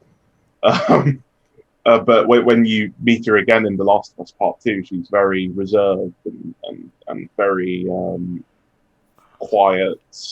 She doesn't say much. She only says something when somebody sort of asks her to say something. And you just sort of think, it seems that she's had this major character detour from the first game. And I found that very jarring while I was playing through it. But of course, as you get through the game and you discover that she knew what Joel did and you discover what was taken from her, like really, you understand it. But, the first time you're going through the game, I found it to be very jarring, like and it made me a little less compelled by the character. I would say, especially when it flashes back, because when it flashes back and you see the young Ellie that you're missing, and you think, why isn't she like that now? And you're sort of like being kept kind of baited as what exactly happened to her, I guess, which works in one way and sort of fails in another. As I said, I just love that scene where they got in the space rocket, and then like you could do like putting on hats and all that kind. I just found it like because that first bit in Seattle was so intense. That first part, like where it ends, where you're like escaping from like the. That is a long day one. Yeah, yeah. and then you're like, and then it takes you back. Oh yeah, because she wandering learns to around, swim. and That's right. Because you have to swim to get to the hospital. That's right. You're Yep. correct. The sequence is there. Who put the hat on Joel? I did. Yeah. Nice. It was fun. Oh, Evan's gone again. Oh. He didn't obviously put the hat on Joel. He's doesn't feel part of the club now. What's happened? Don't know. And I was like, I just fixed the cropping. Just leave him there. Are you there, Evan? Can you hear us? Are you Someone's going with alive? internet. He looks very focused. Frozen. Yeah, he's frozen. Okay. Yeah, so there is that sequence for sure, which is some people's most memorable moments. For me, I guess it was good, but to me it wasn't like the best parts. I think I found the intrinsic storyline that was happening before me more interesting, but I did enjoy the quieter moments of kind of knowing that Joel's not gone. He's still there, and he's not gone forever type thing. So it worked for me in that sense, but whatever, it worked. I thought the more interesting scene was when she got trapped in that part of the museum by herself, and she found the art saying the Fireflies are liars. Yeah. That was very foreboding. I thought that was super interesting. Yeah, so we do, and if I remember correctly, going to the hospital, don't you go through the Central Park area, which includes the sequence that was the E3 trailer? Or is that a different sequence? Oh, you mean the bit where you're going with the wolves? You're going up against the your wolves. first run in with the Seraphites. No. Oh, Nope. I didn't think it was there. Okay. That was later on. Okay. That was later on. Was that day 3? I think. Yeah, that that was day 3. Okay, Yeah. sounds good. That's her on her way to the aquarium. That's correct. Yeah, on the So- aquarium. Yeah. So she gets to the hospital. She finds Nora, and basically they throw each other, which I think is pure genius of being like, I can't get infected, so I'm just gonna put you in an infection area and say screw you. So she does that, and there's the ultimate sequence of her swinging that pipe. And oh man, that context button sensitivity. How'd you guys feel? I mean, she was dead anyway, wasn't she? She deserved it at that point in my mind. I was like, Yeah. give me some more button pressing. I was actually annoyed it cut away. I didn't get to see it. I was like, what's happened? Like, I was like, this bitch needs to really take a you got pound him in back. here. Get me some Hello? revenge for Joel. I was in bloodlust mode for the first 3 days of this. I Oh, was wow. like, I had no sympathy for any one of what I was doing, and then obviously later on, I felt awful. But Yeah, at this point, I was like, yeah, I was saying zero traps. I was like, you deserve to die, you bitch. I felt bad for her, to be Wow. honest. Yeah, I Yeah. didn't want Ellie to hurt her. no, she called Joel a cunt, didn't she, or something like in the Yeah. office? That really rolled me up, and I was like, Yeah, me too. I dropped the C bomb a lot, and I was like, you're not calling Joel that. I'm not having that. Wow, because I was kind of with Liam. For me, I Yeah. felt like I was like, I don't really want to keep hitting this square button Nah. right now. Like, I felt terrible for infecting her. two to three swings was enough, but we swung like 6 times here. Like we were going for it. Are you talking about Nora? Yes, Yeah. the swinging of the Okay. pipe on Nora. How did you feel about pressing that button when you had to press it? Not just once, not just twice, not 3 times, 6 times. Well, yeah, I think the game makes a concerted effort to make you view Ellie in a slightly different light than the previous game, where you start feeling like, okay, like she's kind of like a brutal killer, basically. She's not a, like because of the world they live in, there's some humanity is lost. It's just the world that people live in. You got to do a lot of horrible things to survive, but she's not an innocent 12-year-old anymore. And I think this scene kind of starts making you think about her in a slightly different way. It definitely made me feel like she was, her murderous rage was just turned into like quite cruel. I like the way that it sort of juxtaposes her Yeah. with Tommy. You know, it's like she's off on her own now, and Dina's not with her, and she's just leaving behind a trail of bodies everywhere. Yeah. And then what I was going to say was I thought it was quite a nice like contrast from the beginning of day 2 when you flash back and you're Ellie the kid to now. By the end of it, you are literally like killing this person brutally. So like really like that. She's really like changed as a person, and she's all about revenge at this current point in time. Oh, for sure. Yeah. So then she finds out where to find Abby. And so she is heading to the aquarium. And this is where we run into the first sequence with the Seraphites. Yeah, but doesn't she meet Jesse before that? Yeah, she meets Jesse before that, Yeah. doesn't she? Or is it after? I feel like I can't remember actually. I feel like you're going to the aquarium together and then you split off, so it would make sense that Jesse's met at some point in that. Yeah, I never really got that. Can you explain to me why you were going with Jesse and all of a sudden Jesse wasn't there? Maybe I missed that on a narrative point, but I was always really confused. I don't remember. Oh no, actually. because it was so she does run into him on the way back or something like that. I'm sorry, I apologize for people. Like I just missed this in my notes, so I really don't remember. But I know he saves you out of a hole. He went to go find Tommy. I think so, yeah. Or he was watching over Dana because she was sick. they split off before they get to the aquarium because he goes to find. Well, he thinks Tommy's somewhere else, doesn't he? Yeah, he thinks he's over by the pier that you go to later in the game. That's right. So I think that's it. So he goes to find Tommy. You go to the aquarium, and then that's where you kill Alice. Before we get to that, I just want to talk about like some of the things that happen when you're with Jesse, like that awesome sequence when you're in the car and Yeah. the flickers are like climbing all over, and the fucking wolves are coming after you. Yeah, that was awesome. The only thing I didn't Yeah. like about that sequence is you had unlimited ammo. Yes. Yeah. I know. I Damn love it. really. You don't know, and you try to reserve your ammo. You should have been given like a melee attack where you could just like stun them for a second and Yeah. be able to like hold your aim for a second longer and be able to shoot and make an accurate shot or something. So you like reserve ammo. I understand why they did it, but I was like, Yeah, damn I it. know. I know what you mean. It also kind of reminded me of the truck sequence from the first for part 1 a little bit, like just of like not another truck. It's- we know what happened to the last one. Why are we keep taking trucks here?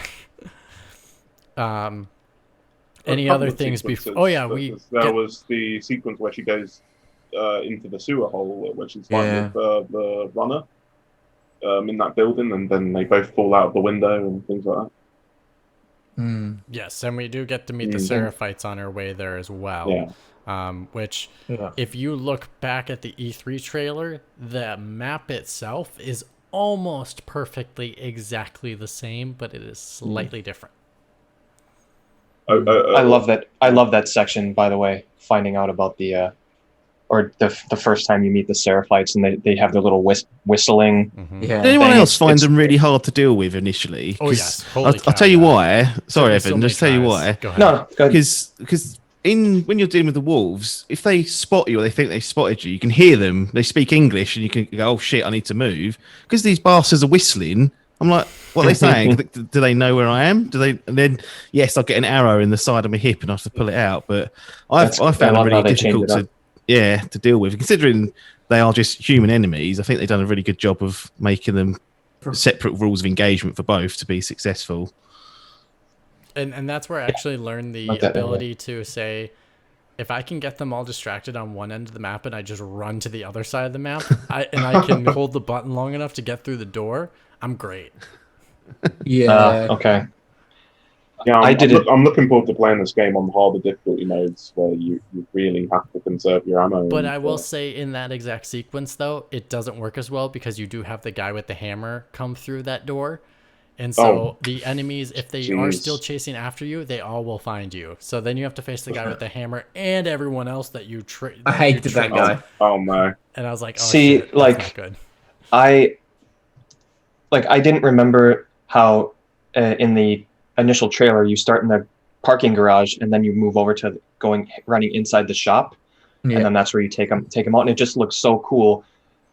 For me, I just stealthed that whole section and I lured them all like towards the parking garage and even the first area, that I killed everyone, and then I got past the parking garage. Everyone was already dead, and then I went to the store. I'm like, oh, this is where that cool fight was supposed to happen, but there was no one left alive. So it was just kind of like, well, I guess that's what I get for stealthing. Did you even fight the guy with the hammer or not? Oh, yeah, you Do you do. not come I through just the door? Did the hammer think man there's There's come a a guy part, with a like- hammer, and then there's also a guy comes out with a gun. Yeah, No, so I know you got that. I was wondering if Evan had killed everyone, if he actually Well, still I- got that cutscene. That's You what I was do. wondering. You no, do. I think I did. Yeah. So that Okay. startled me because I thought I'd gotten Good, yeah. everyone, and then at least we get one more. But I never did the cool, like, the guy's coming with the hammer and you shoot him with an arrow and he gets stunned and he keeps coming, and then 2 and then 3 and then he goes to 1 knee. It's like, it's not as cinematic. I know that he did trailers that for are- me. He did Really? that for me. Yeah, Oh, that's that cool. happened. I literally did the exact same thing because I had the machete. And, and then you cut it, and then you Yeah. fucking cut his neck open. All right, that's cool. I'm glad that you can actually do those things. Oh, I yeah, I yeah. tend to like stay back and stealth everyone one by one, and then like move on. I'm like, oh wait, maybe it's supposed to be more cinematic than this, but whatever. I do give Naughty Dog Feel some satisfied. credit of getting amazing sound sequences of people choking on their own blood. Or Oh, also yeah. getting Oh. I can never get that sound of someone's throat slitting out of my head anymore. 'cause Uh, I've the- heard it the so worst many one- times. The worst one is when you throw a Molotov on a dog and you just hear it just Oh. howl. Like, yeah. what cruel bastard came up with that one? Yeah, What cruel it's pretty bastard would bad. do that to a dog to hear it?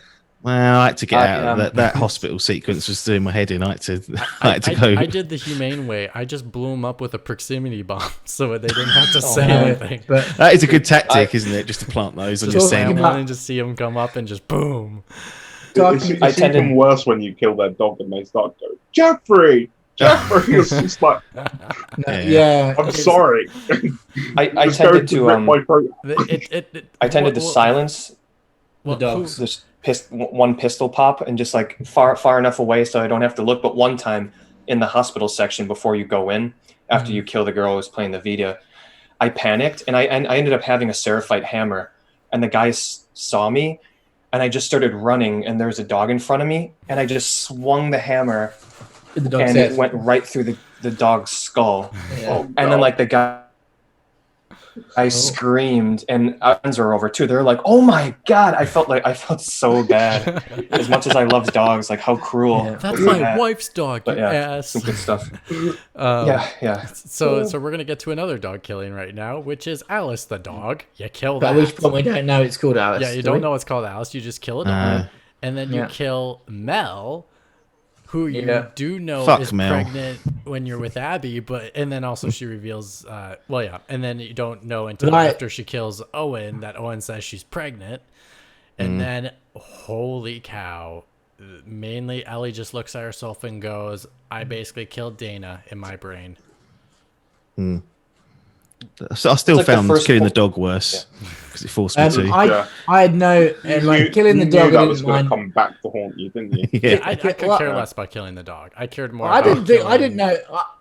At this point, I didn't think it would come back to haunt me. I had No, no I didn't. idea. Oh, I did. As soon as killed- I killed it, I was like, "Oh my god!" It's the only dog it makes you this kill. dog. It's the only one you have to kill during the game. And I That's a remember good point. at the time thinking, Yeah. that's strange. And I never clicked it, even when like halfway through Abby's, and then when we got to the aquarium, I was like, oh, Oh no, you're already. Oh, it I clicked straight away to me. it did I was not click till They're going much to make me later. love this dog, and now I'm But- going to feel really bad. But basically, when she killed the pregnant lady and she killed Owen, I was just like, at that point, I switched off from her. So when I was like hammering Nora, I was like, yeah, she deserves it. At this point, I was like, was that really necessary? Did she need to kill them all? Like, Didn't know, I think though. that- Like, I think that's the knowledge point where is you're key. Yeah, I think that's the point where you're supposed to start thinking about it, because Ellie's finally How far is too realizes far? maybe she's gone too far. Yeah. Yeah. So we get there. She finds out she's pregnant after killing her, and then you find Tommy, and you go home. And then you're about to go home. You're like, "Hey, mission accomplished, y'all. We killed everybody except Let's wrap this game up." except Abby." And like they're like, "Give up. Just you've done enough. Let's go home." And she's like, "Fine, we'll all go home." And then, holy cow, you open the Shot. door, and all of a sudden, held at gunpoint is Tommy gets shot right away as soon as you open the door, head. which is like, No, holy Jesse Jesse gets gets shot. shot in the Jesse, head. thank you, Jesse. shot him instantly dead. Instantly dead. I was And like, you're wow. damn. Just sad.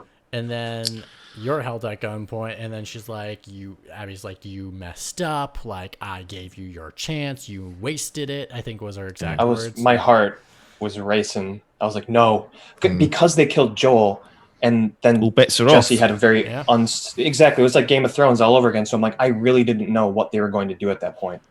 Yeah, and I can't remember. I think it just pauses there. Like Tommy's sequence It does, doesn't happen until after. Yeah. Tommy's just on the floor. Yeah. And then just And we says gave- death till and then- day one. And then we go you're back to day one, and we are Abby. Yeah. I've got a question for you, Liam. Flashback first. As well. Oh yeah, the flashback. Yeah. Oh, and we missed another flashback when Joel's in Seattle, not Seattle, in Jackson with Ellie. And they're going through that hotel, and you even count one of the bloaters as well, Oh yes, that's true. right. That's which pretty was was really freaking hard. awesome. Yeah, That was an awesome scene Yeah. in the basement, Yeah. of that kind of Yes. lodge. Yeah. I found that really difficult. and Yeah, I it died- was a I hard died sequence. several It was a hard times. sequence for sure. we do get the flashback as well of Ellie Finding out. what Joel did Yeah. because she And runs she's away like, from "Don't home speak and to me goes, ever again. Yeah. This is done. Yeah. We're And he done." finds doesn't she go? How did you feel about the game positioning you in that exact same hallway from the first game as you're going down there towards the surgery room? I thought that was cool. Yeah. Yeah. Well, I think it just it went into Abby's psyche, and that's the Well, thing. not so much because No, they do it with Ellie first. They do it with except Ellie she's, first. when she's actually Right. there. She's But come I- back. After the date, she goes back and has a look through everything. Right. And that's when she. I mean, That's right. Right, but she goes down the hallway. But then I think it's more significant for Abby because it's reliving her worst moment of her life, and she can't get rid of it. She lives that moment over and over and over again. And it's the same thing with Ellie when we get later in this thing where she has PTSD of Joel dying over and over and over again, the worst moment of her life. And that's how similar these two people are. So like I think basically that moment is to remind you of that hallway, to say like, okay, remember, this hallway is the hallway that leads to where she was when she had that surgery, where now we find out in the flashback that Abby's dad was the head surgeon and was going to cut out Ellie's brain and kill her to make a vaccine and cure everybody. I really like that flashback with Abby before the end of Last of Us Part 1. I think if they'd gone straight into Day One Seattle with her, I would have treated her as differently as a character. But because I got to see that, it kind of made me kind of be more on her side from the beginning. Mm-hmm. Even though she was holding everyone at gunpoint, I was a bit more sympathetic towards her, and it made me actually not mind playing with her. Well, it shows her innocence. That she is just as innocent as Ellie is. Yeah. I didn't. The only thing that she built up all of her muscles specifically because she didn't have her dad anymore. Yeah.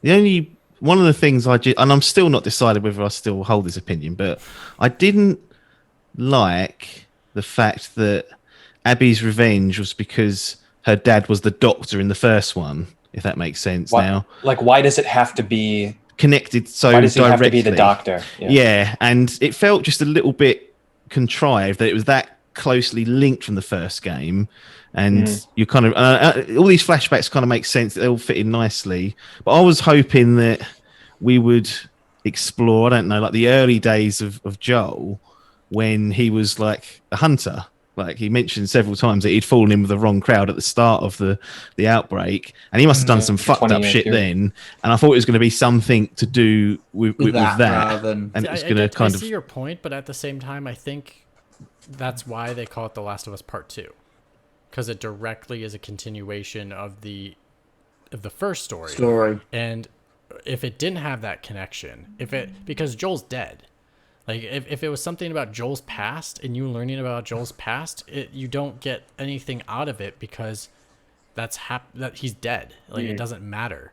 Where here you have the direct connection because Ellie is the living connection that can also be the same connection to Joel and why Joel's dead. So, like, there's multiple connections to it that keeps you in it rather than saying, like, well, Joel's dead. Why would you care about what happened, what he did? Or what happened to him, what he did in the past? Why should Ellie care? And Ellie should care because these are the things that affected her. Like, the decisions Joel made affected her. Him killing the doctor affected her. Him bringing her to them affected her. Like, these things all go back to Ellie and makes Ellie more compelling to say, these things affect me, so therefore I care. Yeah, you know what it is. I know exactly why I have a problem with it. It's because it's very inside. I don't know what you call it, inside baseball. I guess. Yeah. It is in that it's because I know, and I've read this in interviews multiple times that this connection was an afterthought. Yes, like because I didn't kill the doctors on my first playthrough. Well, you have to kill him, but you have to kill the other two. Yeah. It makes you kill. Well, it was a controversy at the time because people were complaining that they forced you to kill that doctor. Yeah, there was. Like Neil Druckmann got a lot of hate on Twitter because of it. Yeah. So I like how it was a little bit of kind of like I don't know. It's sort of like a throwback to that in a way. Yeah, and I guess that kind of rounds off my issues. That again, that moment wasn't forward thinking, and had I not known that, I probably would have been fine with it. But it's like I don't nowhere near the Saw movies in anywhere close in comparison to storytelling to The Last of Us. But as that series goes on, the amount of stuff that connects back to the first one is so much of an afterthought. They're just trying to do it for the sake of it, and that's probably where. Had I not had that knowledge, I would have been fine with it. But I understand where you're coming from. I agree too. Like, not everything has to connect. Like, and I think the idea of Joel getting his comeuppance because of something he did in the past would have been fine with me. Like, I thought that they were taking revenge for all the fireflies that he killed in the hospital, and that would have been enough for me for the story of revenge, right? It Yeah. didn't have to be. It's like the dad has to have been connected to someone else, and everyone knows each other, and like I can Yeah. see how that's a bit too. I do like Slightly it annoying. though in a way because like that the emotional tether of her dad getting killed by Joel is sort of like the catalyst for all of it happening because it's sort of like it's like that revenge that she never quite gives up on and she can't move on in her life until she gets it, or at least she feels that way. But And also, if it wasn't for her, none of the other characters would have had the sort of just I guess the ability to like find Joel, like just the commitment to that mission, I guess. I suppose Well, I think that's what a you- good point. realize as you're playing as Abby is the fact that they're all Fireflies, and her dad was the leader. Based for all intents and purposes, he was the doctor, but it did come across in the flashbacks that he was basically, along with the lady, I can't think of her name, Marlene. They were basically doing it together, and so all of the people who went with her to kill Joel all had their lives impacted by her father. So they all had they all knew him, and so it wasn't just a random ragtag of wolves that she like brought down with her. They all had a personal connection to him. And the doctor was, so actually it wasn't. And the more you found out that actually they kind of just got joined up with the wolves because they were this lost band of people, the more it kind of felt, and it probably was an afterthought. You're right, Overtats, but it kind of then kind of stitched it together a bit more. All right. Yeah. So we get that flashback, whoosh, context, boom, big moment. So then she wakes up. You find this beautiful complex. She's inside Seattle Stadium, which I was like, well, that's cool. That's a great idea for the use of the stadium. Should be the Jags. Yeah. Oh, shame. Don't even. Jag Stadium isn't that nice. So anyway, she rents out the dog. You can play fetch with the dog. She checks out Can some we talk weapons. about No. how beautifully Can we talk about animated the fact- these dogs are? Can we talk about the fact that the dog you play fetch with is the dog that if you killed the right dog at the hospital is that dog? Yeah. Really? Same name. He goes, no, Yeah, that's the dog, right? that's the dog you play fetch with. Oh So my God. immediately at that point, I was like, I am a terrible person. And then I obviously met the other dog and then Alice. And I was like, I bet this is the dog at the end. I am haunted by this my is the dog at the Molotov end. escapades of setting the dogs Yeah. on fire. It's just So made... literally, that all of a sudden, that terrible.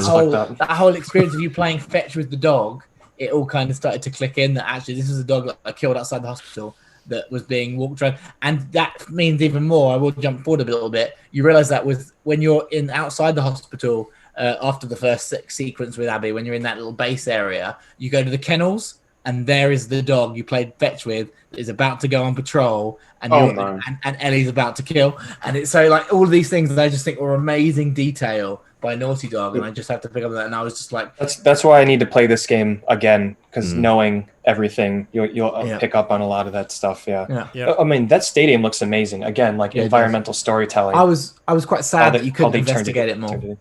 So I think open worldy. I would like to have explored it a bit more. So I was just in awe of that dog though. Like I was playing fetch with that dog for like 20 minutes in awe of the animation and detail of the dog. It's just the way that it just looks at you and the way that it moves around is just. It reminds me of so many dogs I've just played with before. I bet the person who worked on that was like the person who spent 2 years like animating Batman's cape in the Arkham games. Just spent like 2 years like making these dogs only for them to be brutally murdered by OTAPs with Molotov cocktails. Yeah, so we get to the sequence where you kind of work with Abby a little bit, learn her quirks combat-wise and also gameplay-wise, and you get to the main base, where you meet with the head Gahancha, and you learn that Owen had killed one of his own. So Abby's like, let me go find him. And you also meet Vita Girl, and you have a full in-depth conversation with Vita Girl, and you're like, she's a really nice girl. Oh, I killed her, bollocks. Like all these, and that's it. That was all those mechanisms started me subconsciously hate Ellie. all these interactions that they put into that first few interactions you had with Abby, I started to go, well, Ellie was a bitch, man. Why is she killing all these random strangers who now have got human emotions because I've now talked to them and met them? And like, yeah, it was that mechanism that they did was amazing. I will It's say, interesting you've put that on Ellie, where I put that on myself, going like, why did I do such a thing? Because most of the time I'm controlling the character. Yeah. I didn't put it on myself. You killed the dog. You killed Jackson. I didn't have to. I didn't. Or Jeffrey. I you didn't killed put Jeffrey. it on. I didn't. So I that's on dropped you, the bro. Molotov. I didn't throw it. I just dropped it and it fell on its head. And I was like, oh. So Now I you didn't blame dropped myself it. for Now any you of dropped that. it. I see. I just blame. I didn't blame Ellie either. I just thought it was deeply unfortunate. yeah, that Yeah, too. like I didn't. I mean, we know what the game is doing. It's like, Yeah. now the shoe's on the other foot type of thing. Like everyone's, like you kill someone and they kill you. Everyone has a sister or a brother or a father or a mother that's left behind, and it's just the brutal world where you kill one person, you're going to be a horrible, hideous, like irredeemable person to someone else. And then we're just so used to being the protagonist in a game. You pop someone and you move on. And this is like, well, no, let's tell the story of the guy that you shot and his family that now doesn't have a father. So like, I like all that stuff. And Yeah, even me at a too. higher level, like when you're clearing down an area and they find the bodies, these even this fodder AI have names. Like the companions will shout out, "Oh, I've got John! John's dead!" And they'll scream like, "No!" And it's like just another like high level layer over this whole, like you mentioned, that you're killing quote unquote real people that mean something to people in these worlds. And, yeah, it's basically what they wanted to do in Uncharted 3, but they couldn't. Like, because Uncharted 3 kept saying that, like, what are you doing? At what cost are you doing this? Like, we're hurting a bunch of people. Last of Us Part 2 could, like, turn it up into 11 because they're being like, you killed Johnny. Johnny's dead. And you meet Johnny later. So then she's like, I think she didn't tell the leader of like, I know where he is, where Owen would be, but she looks at that Ferris wheel in that aquarium, and then there's the flashback sequence where they're like in a relationship, but they're on the rocks because she's still haunted by the loss of her father, and it's putting a strain on the relationship. And then they kind of discover the aquarium together, so you can kind of like explore that a little bit. And then so then she decides to go on her own, head towards that area. In the process, she ends up getting caught, where you think you got away. I really thought you got away, and then all of a sudden you're like, shit, nope. Same here. So then she's hung, and then Lev and Yara show up, ending up saving her life. Which in the process, I believe it is Yara is the one that gets her wings clipped, quote unquote. Which, ouch, From the trailer. is a really hard sequence to watch every time. Ouchie. And this is also another moment where I thought, it's like Shane just keeps putting that on repeat every time The Last of Us is mentioned on gameplay. It's like, oh yay, she's getting the wings clipped again. Which I think this is another moment where I think this is the biggest moment where I think the game really broke down, which was forcing you to do the melee combat against the enemies coming through when you're playing as Abby with Yara and Lev in the dark. I was like, this doesn't really work so hot right now. Like the controls just didn't feel right. Do you mean that? Oh, okay. I thought you mean it doesn't make sense that she's like punching clickers that could probably just like one tooth on her hand, and too many were they're coming not at too high clickers. of They're a not. rate. They're runners? stalkers. Stalkers. That's right. Stalkers. Yeah. But anyways, they were They're sort of halfway too, between a clicker and a runner. Was that Too was many that in were the just- garage? What? Outside? No, we're not there yet. Sorry. No, we're not there down. yet. So this is right when she gets unhooked, and they just come at her too fast, and there are too many of them that if you don't time it perfectly every single time, Yara and Lev can't hold their own. So you're just like overwhelmed, and I think I died like 5 times in that sequence where I was like, whoa. And then I also It does force you to learn how to dodge and like hit like those iframes, like pay attention to all that type of stuff. Yeah, and I think also like I ran into a small thing where Lev all of a sudden was like lost in the woods when Yara was waiting to go in the tunnel, and I had to go back in the dark to go find her, and all of a sudden she found me, and then we were good. That's annoying. Or sorry, he found me. So then you get to the aquarium, after you drop them off and you help make sure they're okay, you find Owen, have their emotional moment together where they're like, let's get out of here, you and me, like we can do this, and then they have sex. Really interesting choice there. And it was just I was just didn't think it would go there that quickly. I was like, whoa. Dude, that was cut from the Japanese version, by the way. Yeah. Oh wow, yeah, of course. What happens is they start making out, and then they start taking their clothes off, and it cuts. Right. Oh. And then Why is I it? saw a YouTube video where we see Uncut. what happens after that. I was like, whoa! Like, why that? I mean, in Japanese games, they do censor decapitations and such. I don't know why. So, for example, in the first game, when you're in the diner with who's that guy who has the whole town to himself with the booby traps that you have to Bill. get the car from? Bill. There's a part where you're in the diner and there's an infected like in one of his traps, like kind of hanging out the window, and he cuts its head off and the head falls and rolls. In the Japanese version, this machete just swipes through the head, but the head doesn't roll off. Oh, It's kind of that's annoying. weird. Interesting. I really like that animation. Yeah. Yeah. So, But anyways, sorry. so no, it's fine. I'm just trying to time-wise.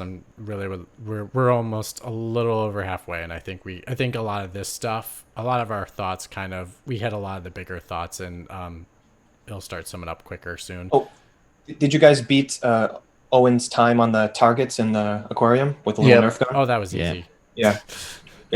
I had to restart it because I stopped. I'm like, there's got to be a trophy for this, and I quick checked. I'm like, there is a trophy for this, and then I just restarted the section so I could get it. So yeah, she finds Owen. He's like, well, let's pack this boat up and let's just head out. And she's like, well, about Mel, all that kind of stuff. So they were figuring that out. And then she all of a sudden started to think about Lev and Yara. So she went to go help them, and she took them to the hospital to save Yara because Yara had an infection. And so Mel came in, looked at it, said, you need to go to the hospital, get X, Y, and Z, and come back so we can help Yara. And Lev was like, oh, I have a secret path, which was quite genius to think about, is like using the skyscrapers as a way to get past people. Like, I just didn't think something you don't think about, but also it was quite dangerous. If you watch the sequences, it's like, Jesus Christ, I would never do such a thing. It's an awesome section. Yeah. You learn that Abby's got vertigo as well, don't you? Yeah. Yep, you learn in fear, which I think they do so well with the controller to like, even when you first meet her, when she looks down, or anytime you look down, the controller vibrates with her heartbeat getting faster and faster. Even like just regular looking down at a regular like something that's a little steep, she does get a heart pound going. So You wait till the haptic feedback comes with the remastered edition. Yeah, 70 I was UK thinking the pounds. same thing. Oh man, Yep. and then Liam, I've called it all along. Well, and then we find Dan out called it. Dan called it. That's what I say. I knew it would be the same. and then we found out that Lev is transgender through a sequence of them calling Lev a she instead of a he. Could I just talk about Lev, because I think it's a bit of a shame that the internet sort of overblown it a little bit, because he's played by a transgender actor. But at the same time, I feel like everybody just keeps calling the character transgender when that seems like a bit of an overreaction to what the character actually is, because it's like this deeply unfortunate character that's like stuck in this very like totalitarian regime, the Seraphites. And the reason she changes to a he is because she doesn't want to get married off to some old man, and because she feels more useful like doing the tasks that a man would do. So she can't like live like a little girl. To the point where she has to adopt being a man to get away from all of that bullshit. It's like you don't know like whether if she grew up in our world, like in not such a brutal like world to live in, like whether or not he would be a he or he would be a she. Just that she's made that choice to protect herself from. The other thing I admittedly didn't pick up on that my first time around. I had no That's the idea. thing. I must have didn't- missed I a didn't couple think they made a big deal things of out of it that dialogue. much, you know. What I would say was, that, but also with the whole Seraphite thing, it's quite. I like the fact with that whole thing is actually, if you were like actually followed what was actually originally said, there should have been quite a peaceful Yeah, organization, that was cool. and it just been twisted by one or two individuals at the top. Yeah. And I thought that was quite like an allegory for like modern society, that there And is Or such a- religion, And religion in religion. general. group Yeah. in general. There's Yeah. and just any kind of those kind of groups Weaponized that religion. That's literally start what it one is. way and then basically just evolve into something completely different. Yeah, well, it's because their leader died, and then two Yeah. people took over, and they decided to change the rules. Yeah. Just quickly on Liam, I think we're picking up on Liam's point that I agree wholeheartedly with that. That people just see, transgender character, blah, not interested. It's just kind of putting it rather unsubtly. Oh, yeah, and because every this is- person is different, and it's more complicated than just simply Yeah, being and- transgender. and they take the time to explore that in the game, which is that's the biggest shame. 'Cause it just it doesn't feel like it's forced in, it doesn't feel like it's shoehorned in, it doesn't feel like it's a statement or anything like that. It just feels like that's someone who you would meet in this world, and the circumstances that have pushed them to go that past and do that. And yeah, it is a shame that when people just see that, they think, oh, Naughty Dog just pandering to whoever. But exactly. because you can easily get that wrong. You can easily plop something like that in there, trying to make a statement on either side, and it can come across as disingenuous or just pandering. But this, I felt they've done a really good job of actually exploring that whole dynamic of what's going on there, and it certainly just felt natural, I guess is the best way I thought he was probably one of the best characters in the game. It's super interesting. Yeah, loves the cool character. Very well Helps you put out. Got the ball. Yeah, I like that. Yeah. All right, So so we get what- through the skyscrapers, and we get to the hospital where she gets detained. That is where we meet Vita Girl. We don't meet Vita Girl at the leader. Oh, base. yes. No, Leader girl at the hospital. you meet her twice. You meet her at the twice. start, and then you see her again. You meet her because she's. Yeah, because if you walk around all the tables, she's sat there, Oh, and they I have didn't, one I didn't catch her that conversation, time. Then and then they have the next, and that's where you'll see the dogs in the kennels. And the next time you see her again, Gotcha. at the hospital. I must have missed her the first time then. So you do How did run into her the second time because it's a cutscene that you actually talk to her. Oh, yeah. Which then Nara frees you because she's your friend. Can we? I just want to have a quick question. How did you guys feel about the hotel? Going down the depths of the hotel before you get detained. So the one sequence where there is the most infected you will ever run into in the game in the smallest quarters, I used 2 smoke bombs and snuck past them all. Oh, wow. I was so proud. Strategy. I would never thought I would make it past that, and I did. That's the final room, right? Yeah, it's the final room. It's got like 2 shamblers in it. Yeah, I has 2 stealthed that shamblers. whole game. Awesome. I got but in that section, I got immediately caught. I panicked and I just started running through rooms right, and I got to the door and got through it without anyone. Yeah, the smoke bombs attacking allowed me, me but to yeah, run that's- past behind them to get to that door in time, and I think I just made it. Dude, getting a gas mask for Lev, that part was so unsettling because They come out the fucking walls, didn't they? At that point, that's when they start. Yeah. And I was like, They That start shit- coming out of the fungi. It's like, ooh, whoa. Yeah. When I you were going love- through the hotel, were any of you guys sort of like a little extra tense because you thought they were probably going to introduce a new infected type? Not They really. teased it in the trailer. Yeah, and I was didn't know like what to waiting, expect the way that hotel when's looked. that going to turn up? You know that there's another infected type, and I was waiting for it. Obviously, that comes a little bit later. I thought I was but- going to run into it in the hospital, to be honest. Oh, I wasn't even thinking of the hospital at that point. No, I was so immersed in that hotel. Yeah. Like, oh my god, I need to get out of here. Yeah. Just like jumping down the sections, like the whole thing is like yeah. just giant pieces of the hotel missing and going further down and down. It looked just like a giant black hole. It just, I don't know. I thought that was a really great scene, which leads I into didn't another know that. scene. Yeah, Yeah, so we What get scenes? so we do get to I don't the know. hospital Mitch had wait. now. Yeah. She gets free. You're trying to find the medicine down in the basement, and then it gets what I call Resident Evil-y. With Pure Resident Yeah. Evil. Even It was opening the very doors, even having to open the doors and power the doors, and I was like, Yeah. I appreciated that. Yeah, little section, and then little you nod. get like the Jumble-Eye creature, which is like all these infected kind of rolled into one, just creature. The Rat King. Is what they Yeah. call him. Yeah. Yeah, And this is Yeah, ground this- zero, isn't it? Don't they explain that this is like Yeah. almost like ground zero the where first infected. So yeah. are we led to believe that that room that the Rat King was in, that patient zero was in that no. mess of No, I just think it was the people first are- infected, and it evolved enough because No. they were the first infected, so therefore they had more time to evolve into that creature. Not that it 20 was the years, very or first 25 infected years. ever. even the section where it's like a parking, when you come back, you turn all the power on, and then that giant doors open and you see the blood. You're like, okay, something is going to attack me. You go into the kind of the parking lot area, and towards the far left there's an ambulance. That's like the exact level design of the parking lot in Resident Evil 2 remake. Yeah, okay. It just looks so similar. And they And, must have been playing it when they like were designing that very level. So yeah, Resident Evil 2. Man. Yeah, so Apparently you so, end yeah. up killing that creature. You get the medicine. You get all the Oh. way back to. Oh, go ahead. But wait, Mitch, when you said that you ran through the corridor and you kept dying, this is the part where I kept dying, and it Me was too. pissing me off because See- it was taking away the cinematic aspect of the chase.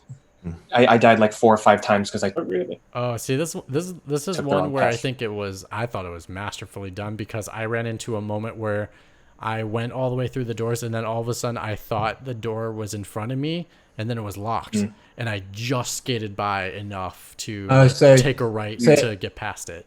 And I Mitch, think when you did that, I ran straight and then died. So I got to that locked door rather than going left or right, wherever it no, was. but And like Yeah, I think it was so left. the thing was I got to Yeah. that door, Dan, Got enough time. but I had enough time that I could turn Yeah. around That. and sneak by, and I was like, "Oh my god, that's So- so genius!" Like, And you seeing didn't them know- cinematically, it coming worked towards out as for well. you. Yeah, it worked perfect. Yeah. So like I didn't I in my talks with other people I didn't know that people ran out of time when they went to that door. yeah. yeah. I One of those things. I didn't die Oh. during that section. I Rat wasted King a lot of killed me ammo a on couple that bit. times. Yeah. Yeah. Yeah. Trying to kill the they give you a bastard. shit ton of it though too. If you- Yeah. Yeah, but I had to true. go and find it after that bastard Yeah. chasing me round. I didn't enjoy that. Well, and then you also But- have the little guy too chasing you at the same time Oh no, yeah. because it sprouts Well, out. part what, was- what did you think of the design of that thing? I thought it was awesome, man. It It was was like awesome something out looking. of just out of a like what was it like an old sci-fi film, like The Thing or something. Yeah, Yeah. I wasn't like this is the best thing I've ever seen because just Resident Evil does way better creature design to be honest. So I was just like, man, I don't know. I thought it was up there, man. Like I love some of the creature designs in Resident Evil, but I think it was so good because it sort of fit into the universe. You know, because The Last of Us is very grounded. but it made sense. That's You all know, I thought. and the way they designed it made it seem like something that could actually, you know, those clickers could become. Yeah, for sure.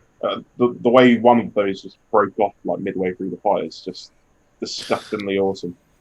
Yeah. Yeah, for sure. So so she gets back. We give Yara the medicine. She does have to cut off her arm though, so she is going to lose the arm.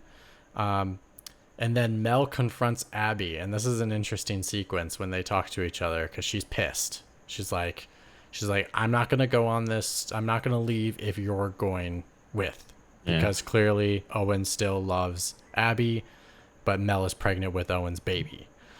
And so Player. Abby calls her a piece of shit, and you always have been. No, you mean Mel called Abby? No, calls Abby a piece of shit. Didn't I say that? No. The wrong way around. Oh, sorry. Yeah. No, Mel calls Abby quote unquote a piece of shit, and you always have been. Which, when you realize what you've done as Abby, you're like, she's probably right. I disagreed with her, to be honest. Yeah, me too. I thought Mel was being a prick.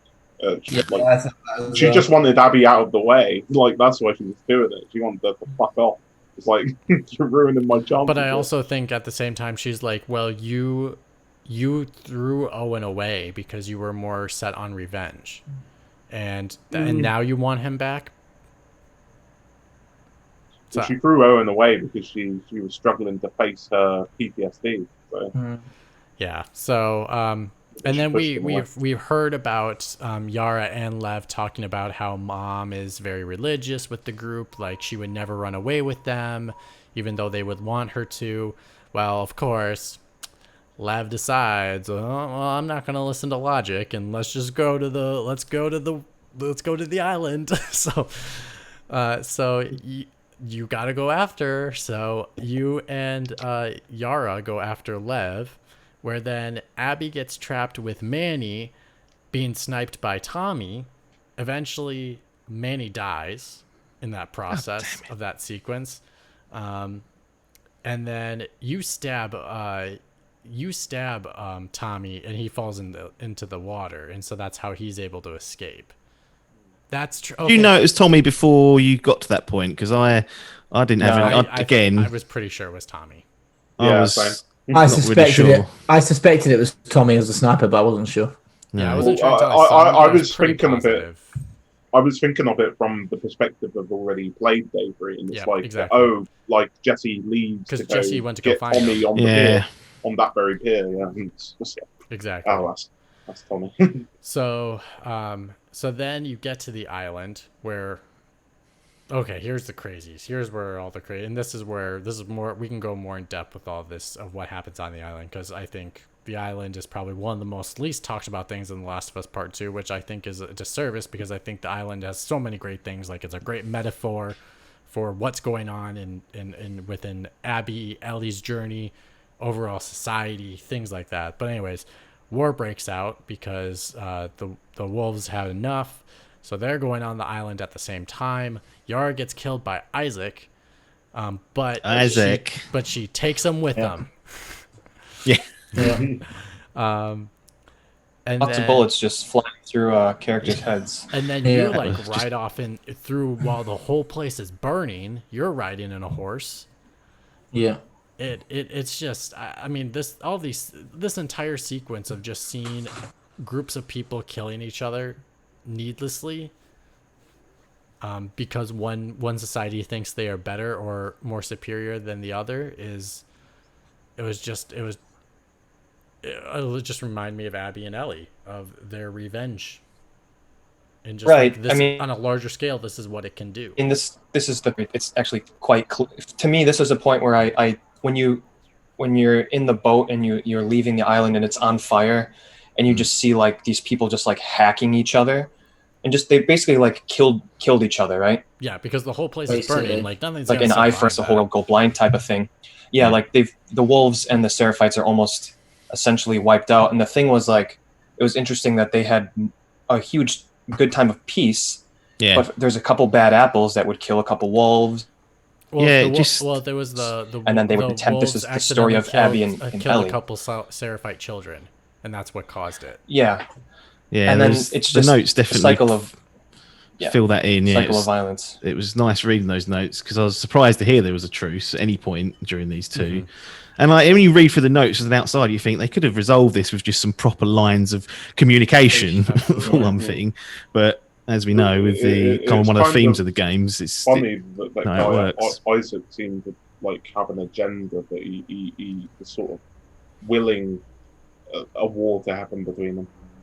Yeah, basically. Yeah. That's what it seemed like. He wanted the war. He wanted did. more, Yeah. absolutely. You could tell for sure. Yeah.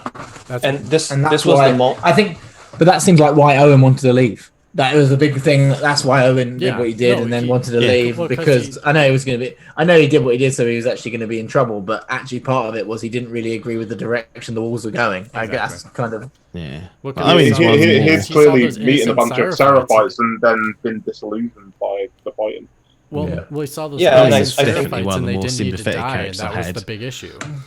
Yeah. Oh yeah, it's just a big waste. And this was the moment where I was thinking that the game would end with them giving up the revenge plot, Yeah. because you see what happened to them, and they ended up destroying themselves because they couldn't just stop fighting. But I thought that was a good. Seraphite home looked awesome, by the way, too. Those cornfields and Especially when it was the burning. lodges.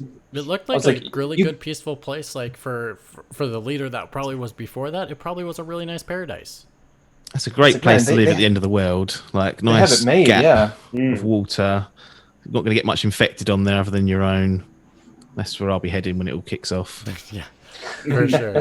Go So to then we get Scottish off the Islands, I island, thought. like Evan was saying, where then Abby gets to the aquarium where they're ready to go. They're ready to all escape together to go find the fireflies because they have hints that they're in California. So they're going to go there. And I think it was LA specifically, Los Angeles. There's a section of Fireflies. Can I ask 2 questions? One was like that fight that you had like right at the end of the island sequence when you're fighting against that huge man, and he's got lead in his feet. I thought that sequence was awesome. Like she just freaking sickles his mouth. Yeah, so brutal. I honestly wish it was Isaac instead. Oh, but Isaac ain't that much of a threat in the way that he looks. He's more sinister. Are you kidding me? He was still threatening. He was still buff. And plus, he has military training. I think he was not only was he like diabolical, he looked like he could do it himself. That big dude was like freaking Goliath, and like Isaac standing up against Abby. It's just like Abby will fucking kick his butt. But I was also saying, like, how did you feel about going back to the aquarium? Knowing what happened. Like, I thought the sense of foreboding before that was, pretty. Yeah, harsh. Definitely. Yeah. I was curious on how they would show us. Not necessarily like I was like, oh man, like here we go. It's more like I wonder how they're gonna have her see all this, because that's really gruesome stuff is what she's about to witness. She's about to witness Mel and her unborn child dead, her love of her life Owen dead, and maybe her favorite dog that she's played fetch with so many times dead. Like it's even worse considering what she's just been through on the island. Yeah, and she just witnessed a whole group of societies going at each other, killing each other, and she lost Yara. Yeah. And Lev has no sister no longer. Like, yeah. I mean, I was more interested to see how they would unfold, and I was not disappointed. So we do get to that sequence where she sees all those people dead. Alice, Mel, Owen dead, and you just see in a rage in her, like I think it was worse than seeing Joel. Like it was like, she dying. I love the connection there that you don't even think about when it happens with Ellie, how she just chucks away her map, and then Lev finds it, and you're like, oh she my left god. it by accident. Yep. Yeah. Don't drop the map. Don't drop the map. A lot of information on that map. Yeah. So then we get the sequence where we come back to the flashback. And and we actually see her shoot Tommy. I mean, not Tommy, Jesse, dead. Yep. Tommy goes on the ground. She shoots him straight in the face, which I was surprised he survived that. I was like, what the I thought he was dead. Yeah. It does show it. If you actually watch the cutscene slowly, it kind of grazes him, but because it's so quick, you definitely make the assumption that Tommy's been blown away as well. And I was like, just because you see the blood splatter as well. Yeah, that's it. And then you get the interesting part is you're Abby and you're facing Ellie, and Ellie is your boss battle. Yeah. How did you feel about that? Did you like that did you hate that you're facing against a character you've grown and learned to love throughout this entire time as the boss? Not by this point. I liked it because I hated it. By this point, I had no love for Ellie anymore. Okay. I actually wanted to get Ellie at this point. How about you, I was Otaps? Taps, were you Team Abby or Team Ellie? Were you like, I don't want to kill her? I was after a resolution at this point. Like, I knew whatever happened, I was not going to be pleased with after the two kind of perspectives that I've been made to players. And I was like, look, if one of them's got to die, one of them's got to die. But I wasn't like wanting Ellie to die, nor was I wanting Abby to fail during it. I've found the battle reasonably interesting, but I wasn't like bloodlusting after Ellie or hoping that. I saw some people replaying like the second part of the boss battle where you get shotgunned in the face just because they was like, Ellie needs to die, and they were just failing it on purpose just to relive that. I definitely wasn't in that camp. I just was really intrigued as to how this is all going to play out. I was thinking I must be closing on the end here. What about you, Evan? How wrong you were. Yes, how wrong you were. Evan. I think out loud when the boss fight started, I was like, I don't want to do this. I don't want to do this. But, you go through it and I get what they're doing. Like Ellie's the monster, the shoes on the other foot type of thing. But I fucking hated that boss fight. It's one of the worst boss fights I've played in probably since Wolfenstein the Old Blood. Wow. Oh, that is awful. dude. Fucking- Yeah, fucking that's terrible. far too I harsh. don't think it was Dude, that I bad. died like I must have died at least 20 times. Really? And one thing I, Jesus. I hate, I died I like hate twice. about Really? I died about Dude. 4 times. Yeah, 2 times. I don't know. She's brutal on hard. I guess maybe that's it. I don't. Yeah. That's Okay, it. Evan, if you are playing something on hard mode to start your first playthrough, you can. We are banning Take you everything from with a allowing to grain of have an salt. opinion on the gameplay and how something difficult is because you. No, but it's decided like to play way hard too. first. It's way too difficult. One thing. Okay, I'll give you a legitimate reason why I didn't like the boss fight. I don't like boss fights where you have specific mechanics and you have a rule set of like Yeah. what constitutes a stealth kill and all these types of things. But then in the boss fight, because it's a boss, they do away with some of those rules. Where like if you go behind Ellie, Mm. she'll just like automatically hit you and then machete chop you, and it's like that's not how you taught me how to play this game. You're But breaking at the the same rules time, because could it's you boss say fight. Ellie has sensing ability that she could sense your footsteps behind you? She's got listen mode on, You got Evan. listening mode Yeah. on, bro. Yeah. So, Yeah. I like I mean, it. you gotta It's like understand your the playable ability character she going up has, against which your playable character. You built Yeah, her that was good. to be good. I enjoyed the Yeah, boss she's battle. supposed to be. She's supposed to be like, yeah, a Because it's badass. like you I never get get that. stealth killed in the game. So That's why, And that's why even- you have to stun her because she has listening ability. I don't know, it's just like sometimes things worked, sometimes they didn't, and I was just done with it by the end. I'm like, I like the situation that I'm being put in because again, it's challenging me, but this fucking boss fight sucks. Like the mechanics, the stealthing, I hate It's because you played it on it. hard I hate mode. it. Liam, what do you Yeah. think? Oh, I loved it. I loved how intelligent the AI was during that sequence. Like she kept outsmarting me. I was like, "This bitch, stop it!" Yeah, she did. Yeah. I love how I she got used blown up all a the lot. weapons that I've used with her, and I'm Yeah, like, yeah. why are you using my weapons against me? That's not fair. Yeah. Like, it's damn, I true. shouldn't have upgraded that. Yeah, right. And I was the same with Evan. I actually did not want to. I didn't want anything to happen to either person. I was like, just please don't hurt anybody. Can we just not Yeah, do this? I don't I was want the to do same. this right now.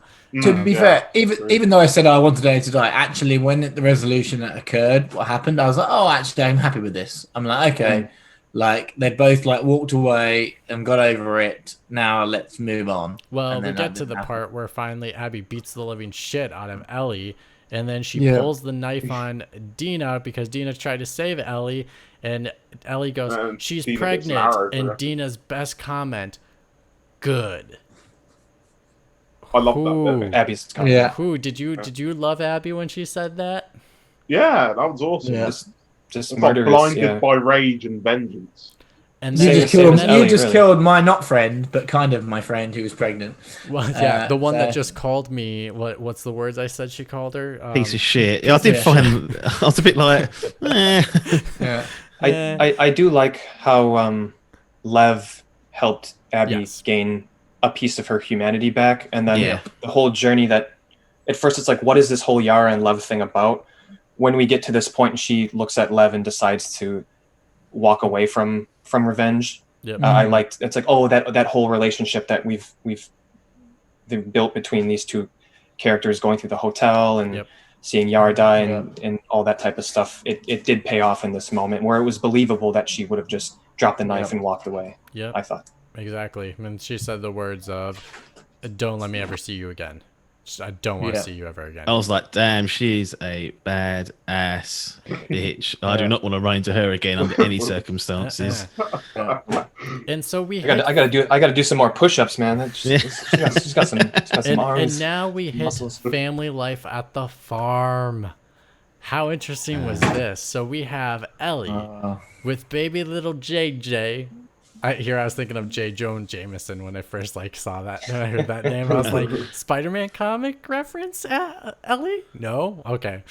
That would have been great though, because Sony does own the rights to it, so they could have done it and had the comic in hand and going Spider-Man sequel. How about Miles Well, Morales? Let's name him you- Miles. I thought JJ was that it was named after Joel and Jesse. Yeah, me too. Yeah, that's what I thought too. Yeah. So then you kind of get to experience a little bit of home life and play the record player, dance around with baby, dance around with Dana, go do the laundry. And then they're like, go feed the animals. And as soon as you shut the barn doors, PTSD. PTSD appears. Yep. And hardcore PTSD. To the point where she's screaming and Dana has to go get her and snap her out of it. And then Tommy comes home. Damn. And, This bit. And then first I was Cut like, me up. what the hell? He's alive? What kind of Yeah. bullshit was this? He really cut me up on this one because Tommy, even through the first game, I don't know why I sort of gravitated towards him as like a safety net. It felt like when I was around him, he was level-headed, he was capable. I don't think is he Joel's older brother or younger brother, whatever way it is. There's Younger obviously brother. whatever way it is, they've got the connection there, and I just always felt like he was amongst all this madness, amongst all this crazy stuff going down. I just always gravitated towards him as like a sensible-ish character. And then when we see him here, he is not sensible. He's bitter. He's cut up. He's bitter over what's the zero revenge for Joel. He's bitter that he's been maimed and he's now, he's not physically capable like he used to be. And he's bitter that he's having problems with his missus back in Jacksonville. And this is one of those moments where I did not like what happened to Tommy because I loved him as a character and he's just sort of been stripped apart.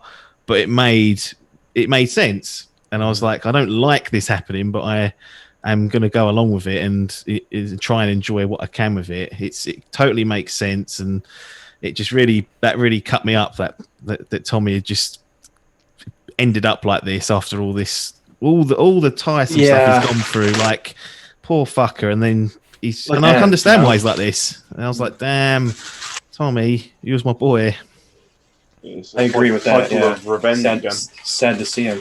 Well, yeah, that's the thing again, right? He couldn't let it go. It costed him his marriage, right? Yep. He's like, oh, we're on a break, but she's not. To like Wipe the hand, wash the hands of it. No, he's incapacitated from doing any sort of real work. combat now. What did they? Probably has some form of brain. What did they gain?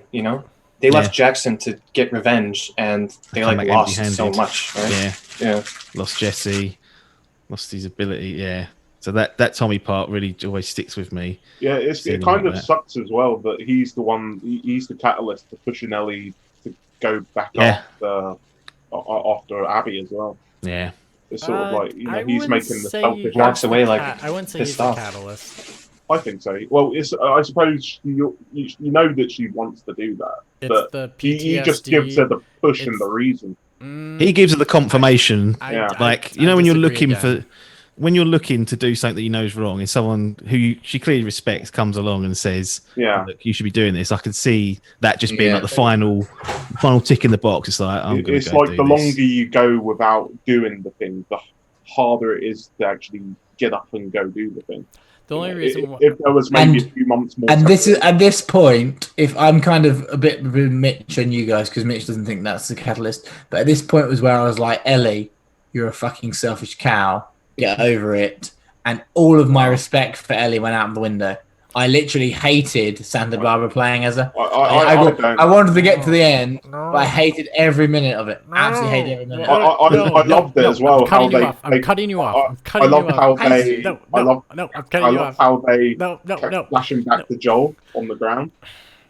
Like she just keeps seeing his face, and she keeps seeing his face, and she feels Of course. like she has to do something about that. Well, she has. She's killed about 15, 20 people. She might not kill the person who did it, but they're all involved in it. So that's what I mean. Like, if she hadn't got And they killed Jesse, and so she here's the huge thing. The catalyst is the fucking she can't write music anymore. You read her diary? Did any of you read her diaries? She can't write a song anymore. She just writes about how she sees Joel all the time. And that PTSD moment was the most extreme one, it seemed like, for her, because it sounded like it took a lot of Dina to try to get her out of it. And so, yes, I wouldn't say it's the catalyst. I would say him being there is a way for the audience to try to, like, push it for us as the audience to say, yes, she needs to go do this. But I think she was always going to do that soon. Very, very soon. I didn't see it that way. Especially when she had baby JJ and she's like sitting out, looking out there. You could tell she was never a happy in the way that you'd want to see her happy.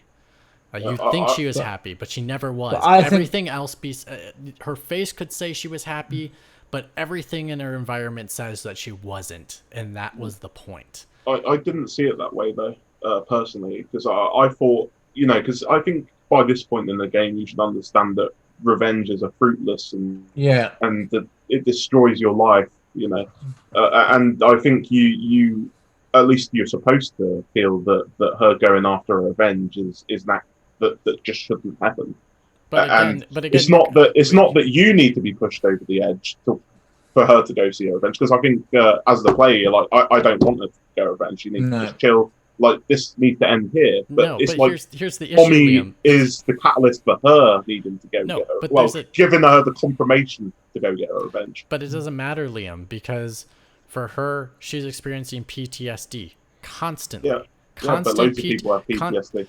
Yeah, and if you're not careful, you end up with more if you go after revenge. Nope, let me fit. And what she has done is she has tried everything in her possible power to move on, and she can't.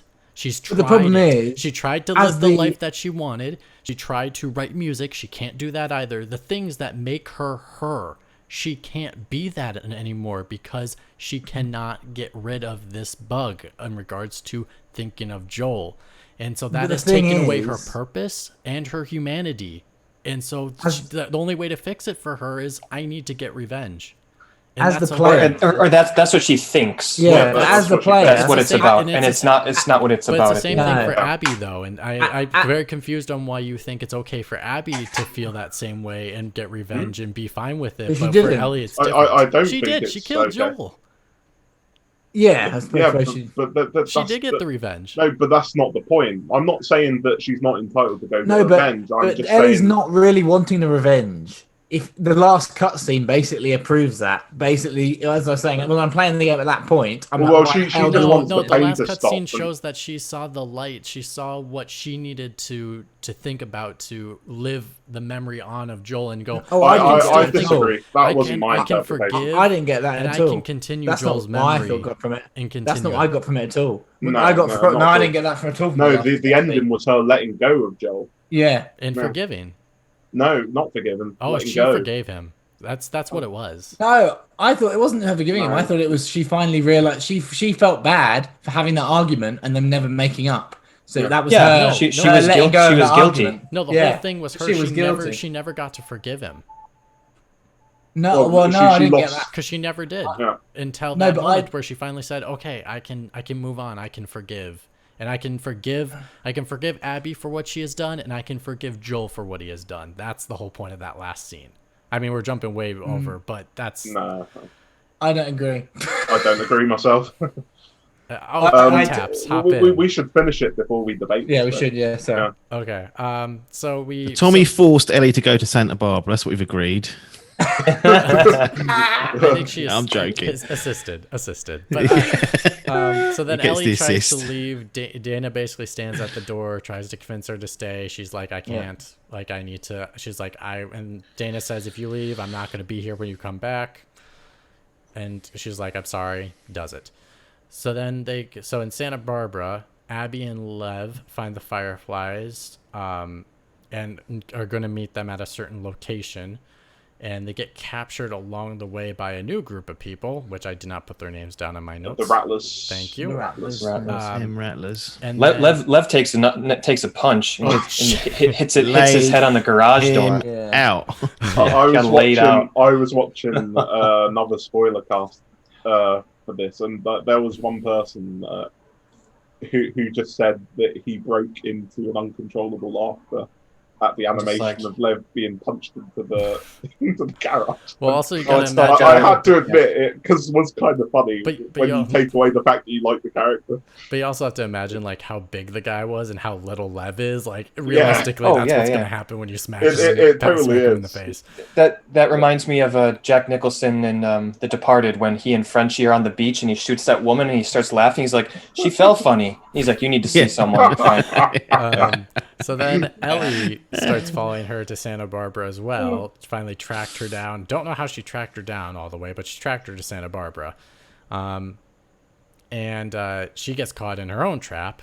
and then she does the really smart thing, gets bit so that they can bite them instead. I was like, why, Yeah, why I is like this that, not a yeah. mechanic in the game? This would have been You're skipping ahead a sweet. bit, aren't you? Aren't you skipping ahead a bit? Like, what about the happy part? What? When that I know, but also the part about her discovering the fireflies. Oh, we talked about that. Yeah, Okay. no, yeah, I recovered that. So yeah, and then also Ellie got stabbed in the side, Yep. so she's a little bit On the hurt. tree. So then, You pick up that sweet gun, something with a silencer Yeah. on it or whatever that is. the machine Oh, yeah. gun. I couldn't At the control end, that the thing. game's like, it's almost over. Just start shooting Yeah. people. Here I was like, Yeah. do we have like 7 to 8 more hours because I got a new gun? Like, I was like, I love that area, by the way. After Yeah, you me kill the too. 2 guys, I like do that have to part of ask the you game. out of curiosity because did you think well, actually maybe we'll talk about it when we get to the end because maybe it's more of a story reason. I was going to say, did you feel like that was too much game, too far, like too long once we got to that point? Like it was just felt like another unneeded moment.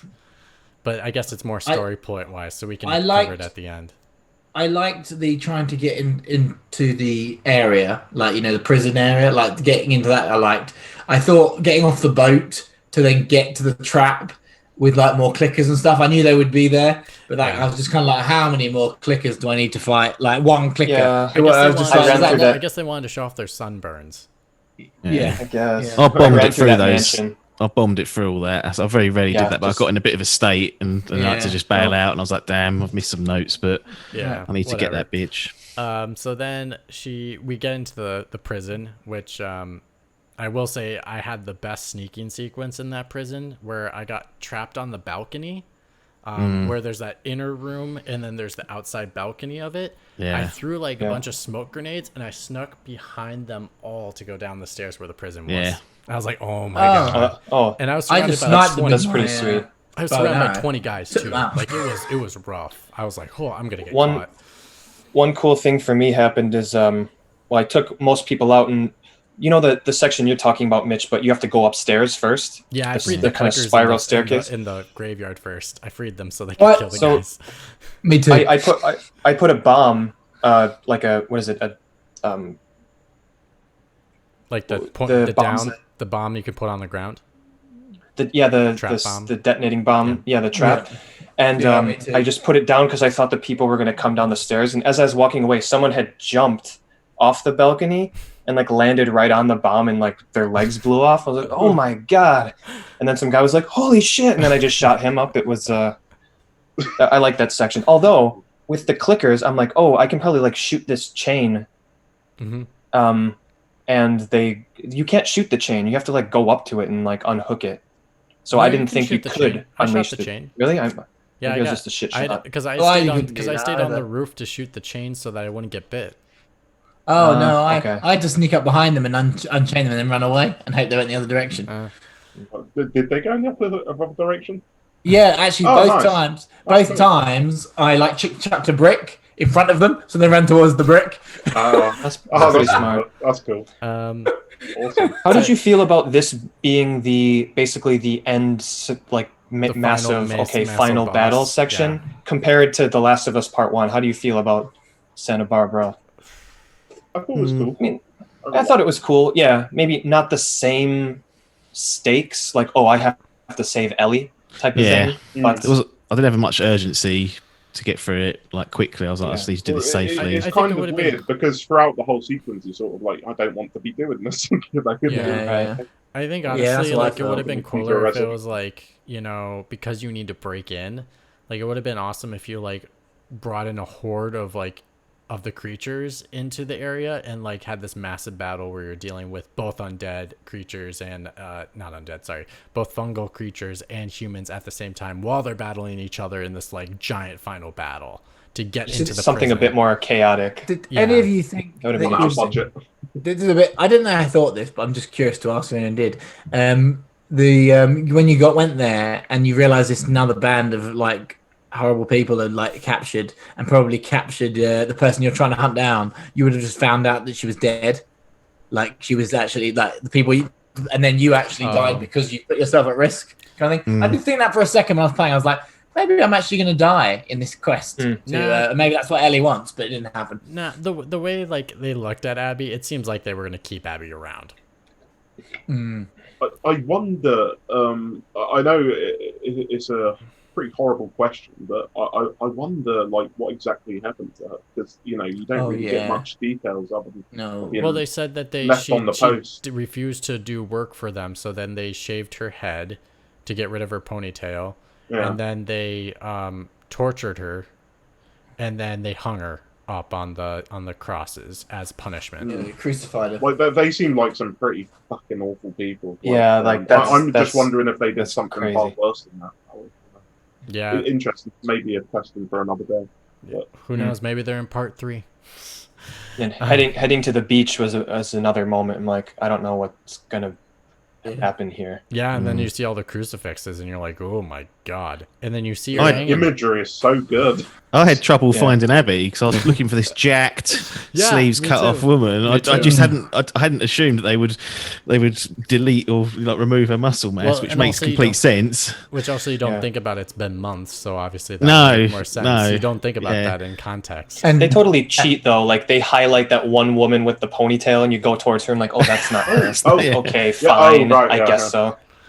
Yeah. I saw that too. So there she is hanging up. You get her down. You get Lev down too. And then Abby won't fight. Like first she said, I have boats. Let's go to the boats. And then she's like, fight me. And then Abby's like, no, I'm done with this. And then Ellie holds the switchblade to Lev. And Abby says, fine, let's duke it. And so they duke it. And then I died 5 times because I wouldn't. I wouldn't punch Abby in the face. I refused. So I was like, hopefully let Ellie die. So I was just like let her punch me repeatedly. So I had and I was like, I'm gonna have to fight this battle. I've never heard of a game where so many people have wanted, like, because you play as both characters against each other at once, and they're like, I let her kill me like 5 times purposefully. Yeah, like it's just like it's nothing you hear about in other games. And then, but it wasn't the 5 at the beginning, so that I died once straight away, and then I'll get halfway through and go, maybe this time I can let her kill me and see what happens. And I got progressed further and further and further until the ending was the ending. You were committed, that's for sure. Yeah. So finally, you get to that moment where she's choking her under the water, and then she sees that moment of a flash of Joel on the bench. On his deck, and she lets go. Now this is where we can discuss. And she lets her go. She gets her fingers bitten off. Oh, that's true. That too. Yep, she does get her play fingers the bitten guitar. off. That's a big point. One finger, not multiple, just one. Yeah. I thought it was 2. I thought it was 2. It's 2. It's 2. Oh yeah, you're correct. It was 2. Yep, it was 2. Yeah, it's 2. And actually, let's just get to the end, and then we can just discuss. So she gets 2 fingers off. She lets her go. She and Lev drive away, which, according to Neil Druckmann, the end when you get done with the actual game, the actual title screen changes. Yeah, it changes. That is it does. That is actually where the fireflies are. Yeah. Wherever, I can't remember what town they were supposed to be going to or what island they were supposed to be going to meet the fireflies, but that is that. Essex. Isn't that a theatre? No. No. So they said it was Santa Monica or wherever they were supposed to go. So no, I mean the building that's on the screen at the end. That's like a theatre where they're. I have no idea. It's like a famous station. It's like a famous place in America. Oh, okay. People would be familiar with. Okay, yeah, I'm not familiar with it, but it just confirms that they made it, I guess. So then Ellie goes back to the farm. It's empty. Dina and JJ are gone. All there's left is basically all her shit is thrown in a corner, and she picks up the guitar, and she can't play the song correctly. More future days. If I were to ever lose you, I surely would lose myself. Which actually is very poetic because she did lose Joel, and she did lose herself in that process. And She had a couple chances to let it go, and she didn't. And she walked away, and that's the end. Not to ruin the moment, but how the fuck did Dina move all that shit out of the house? Does she have a giant U-Haul? Well, it was months. Like, why would you take everything? Just like look around, like, okay, we're leaving. Take what we can. Well, But you need all those pots and pans and forks. Well, I'm guessing when she went back to Jackson. Yeah, I assume that. So she has has a house family in there Jackson. or something. Yeah. I guess. Like, I just like how people just whiz around. I know it's not important, but like, then, we're just here now and here. And like, you know how long it took you? Hold on, Evan. We don't know how close Jackson is to the place that they're staying, like, because Tommy did visit them, so, and he can't get very far, it looks like. So, like, they could be distantly close, 1. 2, Ellie's been gone for months. Like, it was just 6 months just to find Abby. Think about how long it is to get back. My argument is, what's the point of taking, because it looks cool when you go in the house and it's Would you not want the coffee maker, Evan, to come with you? Come on. Like... I think the whole point is just make all the furniture. It'd be a waste of time. The whole point, Evan, is that it's just saying that she is entirely moved on. Like, someone might have come along and looted it as well. I mean, it's been empty for God knows how long. Visually, it's great. Like, you open the door and there's nothing in there but your room. And it that she didn't touch. So I wondered that actually because she came back with like not much stuff. Was it much stuff that time? Yeah, or something. I wondered if she'd actually come from Jackson anyway. And like she had literally just going to clear out the house and before saying goodbye forever to Joel and doing that guitar. That's just like one. Obviously, it could be completely off, and we'll find out if they do another one. But she expected it, right? She expected Dina not to be there. She just maybe. Well, Dina said she wasn't going to be there. Yeah, no, but what I mean is her backpack. If you actually look at the backpack she arrives with, she doesn't have her gun. She doesn't have nothing with her. So it seems like she's come from somewhere else. She's staying, and she was just like closing up the house. So I didn't know whether she had gone back and had been with Dina, but we weren't supposed to think that. We obviously think she left with nothing, but she didn't have the stuff I expected to have if she just got back from a 6-month adventure. It looked like she was like going to close up the house because they couldn't live there anymore because of. When you look at the sequence of when she fights Abby, she doesn't have any of her stuff anymore. Yeah. Oh, that's true. That's a good point. I didn't think about that. She probably lost it all. That's true. I didn't think about that. Well, she got that switchblade. Yeah, melancholy, emptying, bit of emptiness in there, and I think it's quite clear what the message of the entire game is. Like, everyone's like, it's so dark. It's like, well, it's actually telling you like violence in the cycle of revenge is a terrible thing. So the message itself is, quite not positive, but it's a good message to have, and especially in a world that pushes you to possibly become a brutal person, or at least because there's a lot of notes in that game hinting at people having the best intentions and turning into people that they didn't expect to, especially when they get recruited by the wolves, regular people being forced to, and then they're forced to do things for the wolves, and you turn into this person that you just maybe that's this world will turn good people into monsters because a lot of it, a world without lots of humanity. A lot of it's self-preservation, isn't it? Which I find a hard time faulting many of these characters for what they've done, because a lot of the time it's just to keep themselves alive. Now, you can argue the righteous point of like, oh, you deserve to die for what you've done. But it's like, well, I would have been dead if I hadn't done that. It kind of just blows that whole thing up in your face and then goes, right, now you have a look at yourself in the mirror and think about... I think with my Ellie thing is that she wanted to get revenge, but she killed everyone but the person she was supposed to get revenge on. So that wasn't her fault, though. She didn't need to kill a pregnant... But she killed them in the process of trying to get information to find them. Yeah. Like, she used them to be fair, the only reason she kills the pregnant woman is because Owen tries one on her. Yeah, true. Yeah. She's defending herself. It's annoying in because that it's moment. like you're annoyed that it's like you shouldn't have killed him, but at the same time she is defending herself, and it's like you wouldn't have put in this situation if you weren't holding these two people at gunpoint. It's just the tragedy of revenge.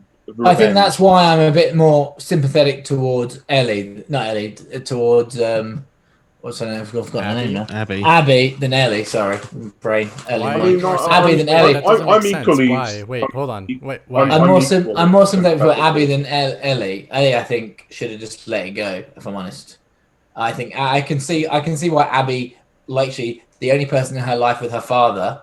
Her father was she was told that the father had found a cure. I don't think she knew that they were going to kill this little girl. If I'm honest, and then all of a sudden she turns up at this hospital, and all the people she knows and her dad has been like brutally murdered. So then she went and killed Joel. Okay, in retrospect, then Ellie goes to do the same, but instead of just because if you think Abby let her go and let Tommy go, whereas actually if she'd been like Ellie, she would have killed them both. But I think And that's the difference in the characters. I think the difference is Nara wouldn't say anything to like tell her where Abby was, so she had to beat it out of her. And then Owen, the reason why she went to the aquarium was to find Abby, and she wasn't there, so she held Noah and Mel at gunpoint to say, "Where's Abby?" And then they both tried to kill her because she was holding them at gunpoint. Like I disagree as more of a that she was like their sole reason was to kill those individuals. No, her only individual was to kill Abby. Those people wouldn't help her accomplish that goal, and they ended up retaliating against her, and she defended herself. And, what I would say is and then on top of that, like her revenge, like purpose is the same as Abby. Joel didn't need to die. Yeah, like I mean, the whole father thing. To be fair, Joel deserved to die a lot more than Abby ever did. Yeah, Let's exactly. be honest. I love Joel, but to kill a little girl. He forsake the whole of humanity.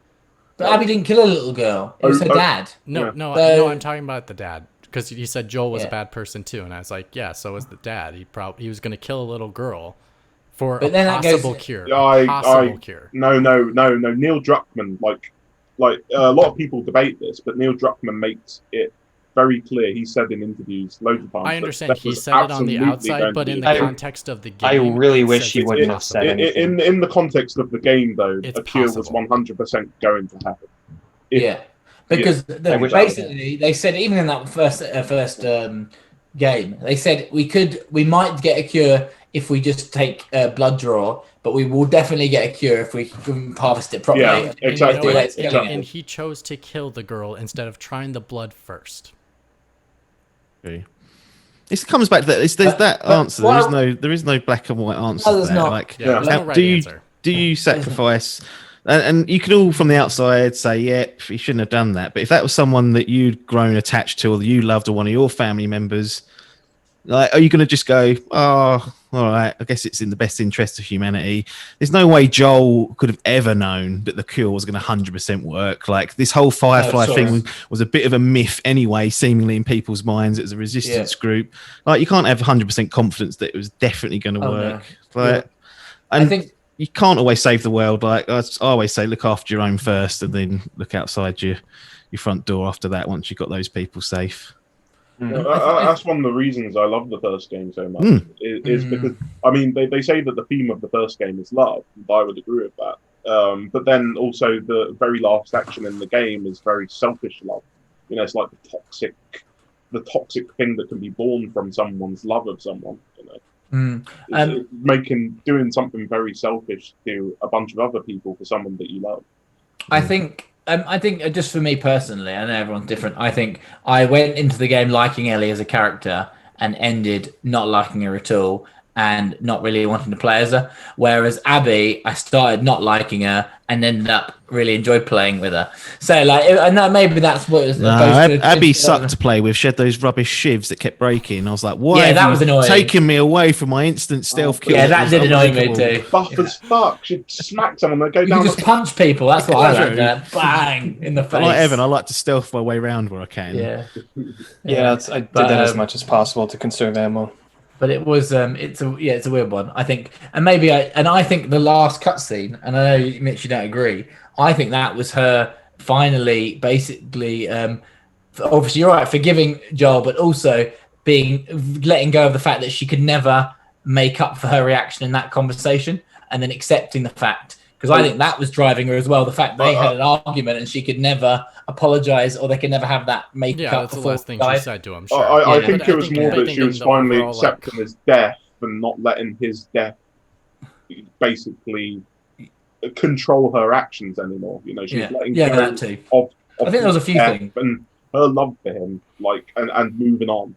Mm. But the whole point of that argument was because she didn't know if she could forgive him, and I think that's the whole compassing thing of that, is that learning to forgive, to be able to let go. And then not only to forgive to let go, but also to forgive to just to say, I can hold on to the good parts of Joel and keep it with me for good. And that's where the flash of seeing him in a positive light instead of in pain and in suffering, she sees him in a good light for the first time. Then she realizes, that's what I need to hang on to. I just need to remember to forgive, that I can still forgive him even if he's not here, and hold on to that good moment and then let go. And then that aspect, she let go of Abby. And that's literally, like, physically and metaphorically, she did it all at once. Did anyone, I think the last time, everyone in the cutscenes when you occasionally with Joel, did anyone think, oh, this is the last time I'm going to play, this could be the last time I'm going to play with Joel at all when you're playing it? Or not really? I wasn't thinking of it at the time, but Now I'm you just mention kinda it, I like feel he's- like I it's a bungled great that. I'll just cutscene. take the moment when I can get it. Yeah. That I was- scene really did break me though. Like, I was just like, you know, the realization that her whole trek for revenge wasn't because they took Joel away from her, it was because they took her chance of making up with him away from her. Yeah, that and that was what I was getting at. That cutscene at the end showed that basically they took away the chance of to make amends and end on good terms. Because And that's they what were doing a movie night that night, and they were going to work Yeah. towards it. Yeah. Yeah. So, Yeah, and that's why you put that cutscene specifically at the very end of the game. exactly. Yeah. That you finally realize. Definitely Yeah. puts the beginning of the game back in. and then it did redeem her for me a little bit. Like, actually, up until that point, I was like, she's just a bloodthirsty bitch who's just killing everyone.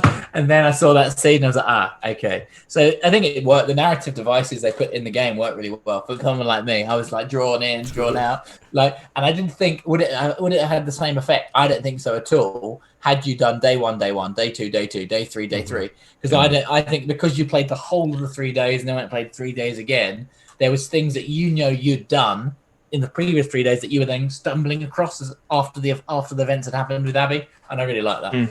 It's funny because people complain about how narratively jarring the game can be. I sort of understand it to a certain degree because you can watch loads of narratively jarring films, but the thing is, it's only a 2-hour commitment most of the time, whereas this game's like 25 hours or more. I mean, How long did it take you, Mitch? It took me 34 hours. 21, 22. Took me Yeah, 20. I can't believe you got through it that quickly. It You must have wasn't been that like hard. sprint. It took me I did 28. not Took me out 28 hours. Evan had it on I- hard, so I he's probably took my dying time. He probably loads. took 40 No, well- hours. No, I died a lot, but the reason I took so long is I would Checking the menu for trophies. no, I was just extremely patient, and I was just constantly prone and going through the grass and like slowly picking off my targets. Or when everyone was done, I would go in every house, sometimes double checking to make sure that I cleared it out. See, I It was just doing ended that, up but adding like I on. was getting through all the combat sequences so quickly that it was like I think the only time I really struggled was one time with combat. Besides that, I was like nailing everything hardcore. The one Were you bit I got- stealthing, or were you more action I oriented in your was combat? between the two. So like I usually would Okay. stealth as many enemies as possible, and then I would start being aggressive with combat. All right. The Like- one thing like I got stealth stuck everything. on, one thing I got stuck on, which was really stupid, was when you were just quite early on with Abby, Lev, and Ayara, when they got through the door, like it was like a garage, and then you were stuck outside, and you had to it seemed like you had to go through the door, and I completely missed the point. There was a car on the left hand side, you just climb up out, easy peasy. And I was like, how do I get out of this place? There was like loads of clickers running at me. I was like, this is ridiculous. I can't get through this door. And I was like, oh, there's the car there that just fallen through the ceiling. I can just climb up there. And You it just was really, happen to miss it. That happens Yeah. sometimes, right? I yeah, think and I that was just like, for happened God's once too. sake. Yeah, I was just like, oh, that's really simple. Oh yeah, I'll do that now. But for sure. So the only question I have moving forward with this is, do you want a part 3? Do you think there needs to be a part 3? not with Abbott, not with Ellie. I want a I part 3 with know. Abby and Yara. I think they absolutely need to be a part of it. I think they're inextricably linked. This isn't a finished story, in my opinion. Oh, you think that Ellie and Abby both should come back? Oh, yeah, for a definitely. Oh, third I round? agree for sure. I think Ellie and Abby are forever linked in that. Like, I I would be surprised if something happens where Abby has to seek out Ellie for something. Maybe it's to cure the virus again. And Yeah. and I was going to maybe- ask. and maybe I was going to Ellie's ask. and Ellie was maybe like in a great place where like all of a sudden now the decision's harder to like say I Yeah. don't want to give up like my new family that I actually have and my kids and all that kind I'm of stuff. I'm not sure because to be honest, the perspective I got from the end of the game, like it's kind of worse than the end of the first game in a lot of ways. Like in terms of what's lost, like I feel like she's lost everything. I think she'll have a hard time getting back with Dina. No, think I'm not saying her- she got back with Dina. I'd say she finds something new. She finds something. Oh. She finds her path. She finds her own way, and that's I something don't know. else. Do Like a you redemption what- story, I guess. in a future game? Do you want them to even bother trying to explore why Ellie is immune and how she's ended up, or whether there are other people that are immune, or do they just leave that? It's a really important part of this whole this world they've set up, that there is someone out there that's immune, but they haven't really explored the reasons why. I'm kind of a bit scared they might balls that up because it's quite easy to get that whole Yeah, thing very completely easy. wrong.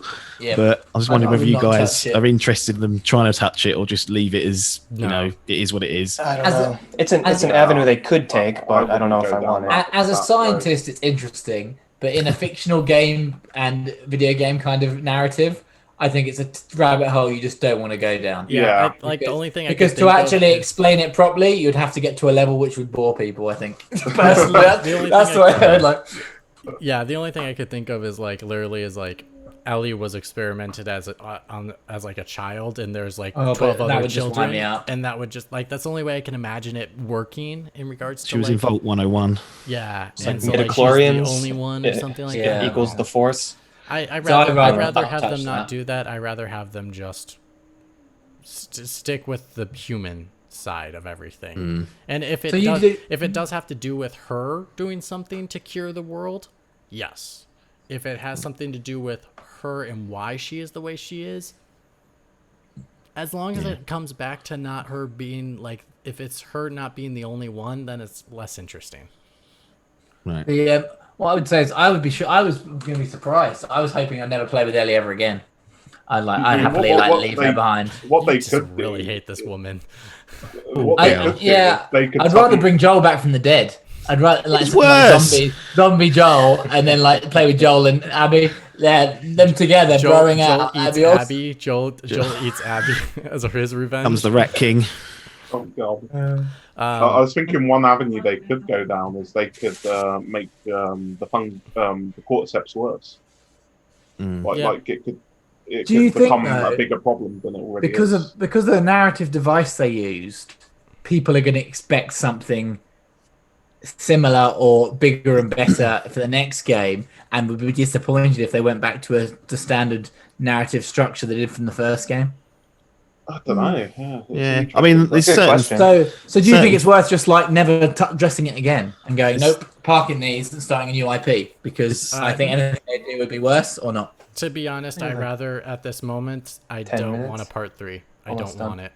I reckon they'll I'd do rather something them else let before go. they do a part 3. Yeah, I think they will. I think No, they should let it go. I personally think Neil Druckmann already knows what part 3 is. Probably. Well, he said he didn't know what part 2 was until way after part 1, so I don't I'm think pretty he sure. does. I'm pretty sure he came up with part 2 and 3 at the same time. Nah, I That- don't think that- so. It's that different makes- because the way he's talking about doing the sequel to this game is very different from the way he was talking about doing the sequel to the first game. Which Yeah. I would argue the first seems game a lot like didn't he need a already knows sequel. what a sequel would be to this game. You're right, Evan. The first game didn't need a sequel.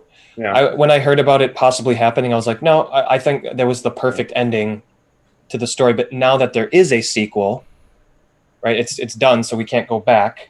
But technically, it's not a sequel I- of it. It's just a continuation of the same story. It is. I Well, suppose that's a then it sequel. would just be The Well, Last that's of Us the Part definition of a 3, I sequel. guess. Yeah, so it's the story. As long as the main plot Yeah, I mean- story is not done. Well, would you be upset if they just called a game The Last of Us and did it somewhere completely different? Let's say Live like service. Canada Oh, or God. Europe or somewhere like I that. just like I think And Naughty Dog I want to is see so Naughty Dog talented. do something else. Yeah, I was What gonna the say, Naughty pandemic Dog was is like. so talented, and they can create something like this. I love to see them do something new, even if it's Yeah. something Yeah, really I agree. outrageous. Even if it was like, it could be a space game, it could be a cartoon game. Like who knows what they? Honestly, their skill is endless, and so I would hate for them to unfortunately limit themselves in the into that capacity side. again with a game like this, because I think these I two don't games think are that so I don't think they're doing this masterfully- game anytime soon. No, I mean, would this take 7 years? This will We've be the got end of the time. generation if Yeah. they did it again. Yeah, Yeah. been You a know, swan the, song. the, next? the beauty of doing games like this is they could do it any time because it's all motion capture performances. It's not like they Yeah. need to worry about anybody getting older or. But this game does take 5 to 6 years to complete. So like Yeah. they do have to keep the time in mind in regards to that Yeah. kind of stuff. So like I'm ready to see them move forward, and because I think the story is wrapped up. I don't think it is. And it's wrapped up the Personally, same yeah. way it was wrapped up in the first one. Is there's a lot of unknowns still left, but I think the overall arching plot is complete. I think there's a lot of hanging fruit there, especially with the Fireflies. I think that a part 3 is definitely going to happen. Because to be honest, I could care less about the Fireflies. Me too. It's not so much the Fireflies, but the direction in which the story goes that involves Yeah, the of course. Fireflies. Yeah, I would happily play another game there without Ellie at all. If I'm honest. Because Yeah, I'd happy to play another game. I would happily play another game with Lev and Abby. I really started to like that dynamic.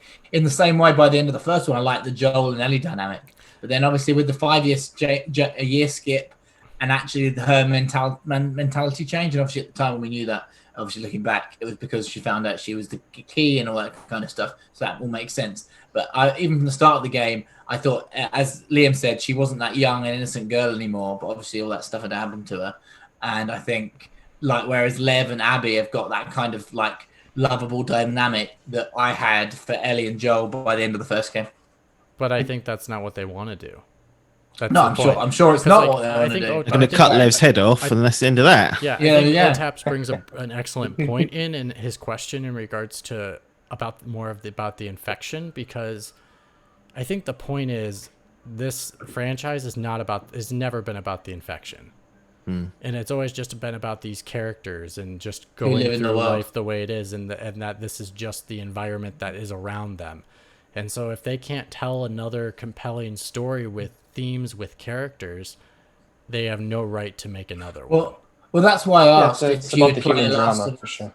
That's why I asked if you would play Last of Us that was set not with any of these characters somewhere else in the US or the world. And that's why I would say no, because I think you've explored the darkest, the deepest you could in this world. In this Okay, world, fair enough. like I personally think if they were ever to do a Last of Us game that didn't involve those characters, it wouldn't be developed by Naughty Dog. But the only way Naughty Dog's developing another Last of Us game is if it's a direct continuation of this game. Okay. And I think the other thing is, like, you know, it's been fortunate enough that these two stories that they have done so far have been unique enough compared to other, like Walking Dead and other things in the similar genre, that I think, I don't know if they could come up with a unique third story that would be different enough to make, I don't know. It's like if they're making a new like human drama story at that point, like just make a new game. We've already done this setting before. Yeah. If it's not going to be agreed. specifically about the characters we I think know. the setting's done. I think the setting's done and over with. But you've also got to remember how much this game sold. But Yeah, but you should know how much Uncharted 4 sold. So like it doesn't matter.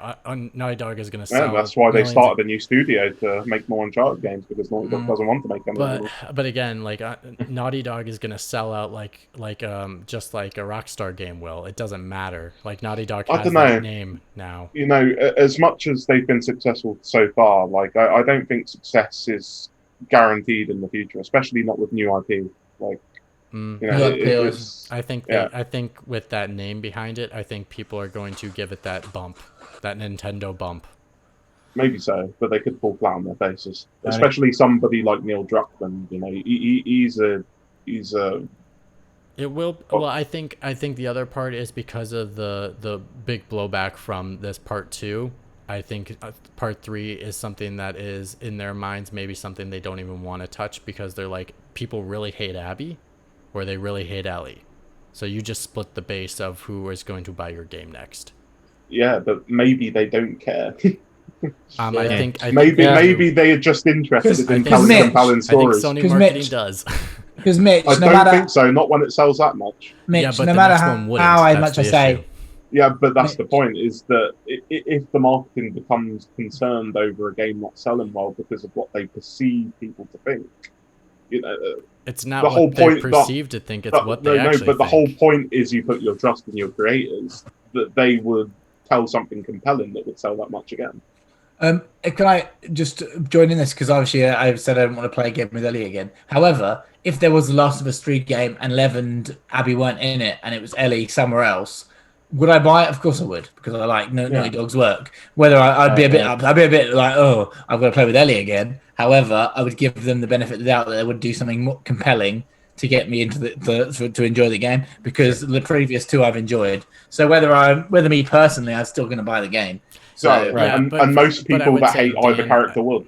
But I say, Dan, probably the more blowback has been against Abby more than Ellie. So, like, that's the scary part, is if you put Abby as the main star of that third part, it might not work That's as a much. vocal minority, though, isn't Yeah, it? Like, it really seemed is. like a lot of the blowback happened before the game come out because transgender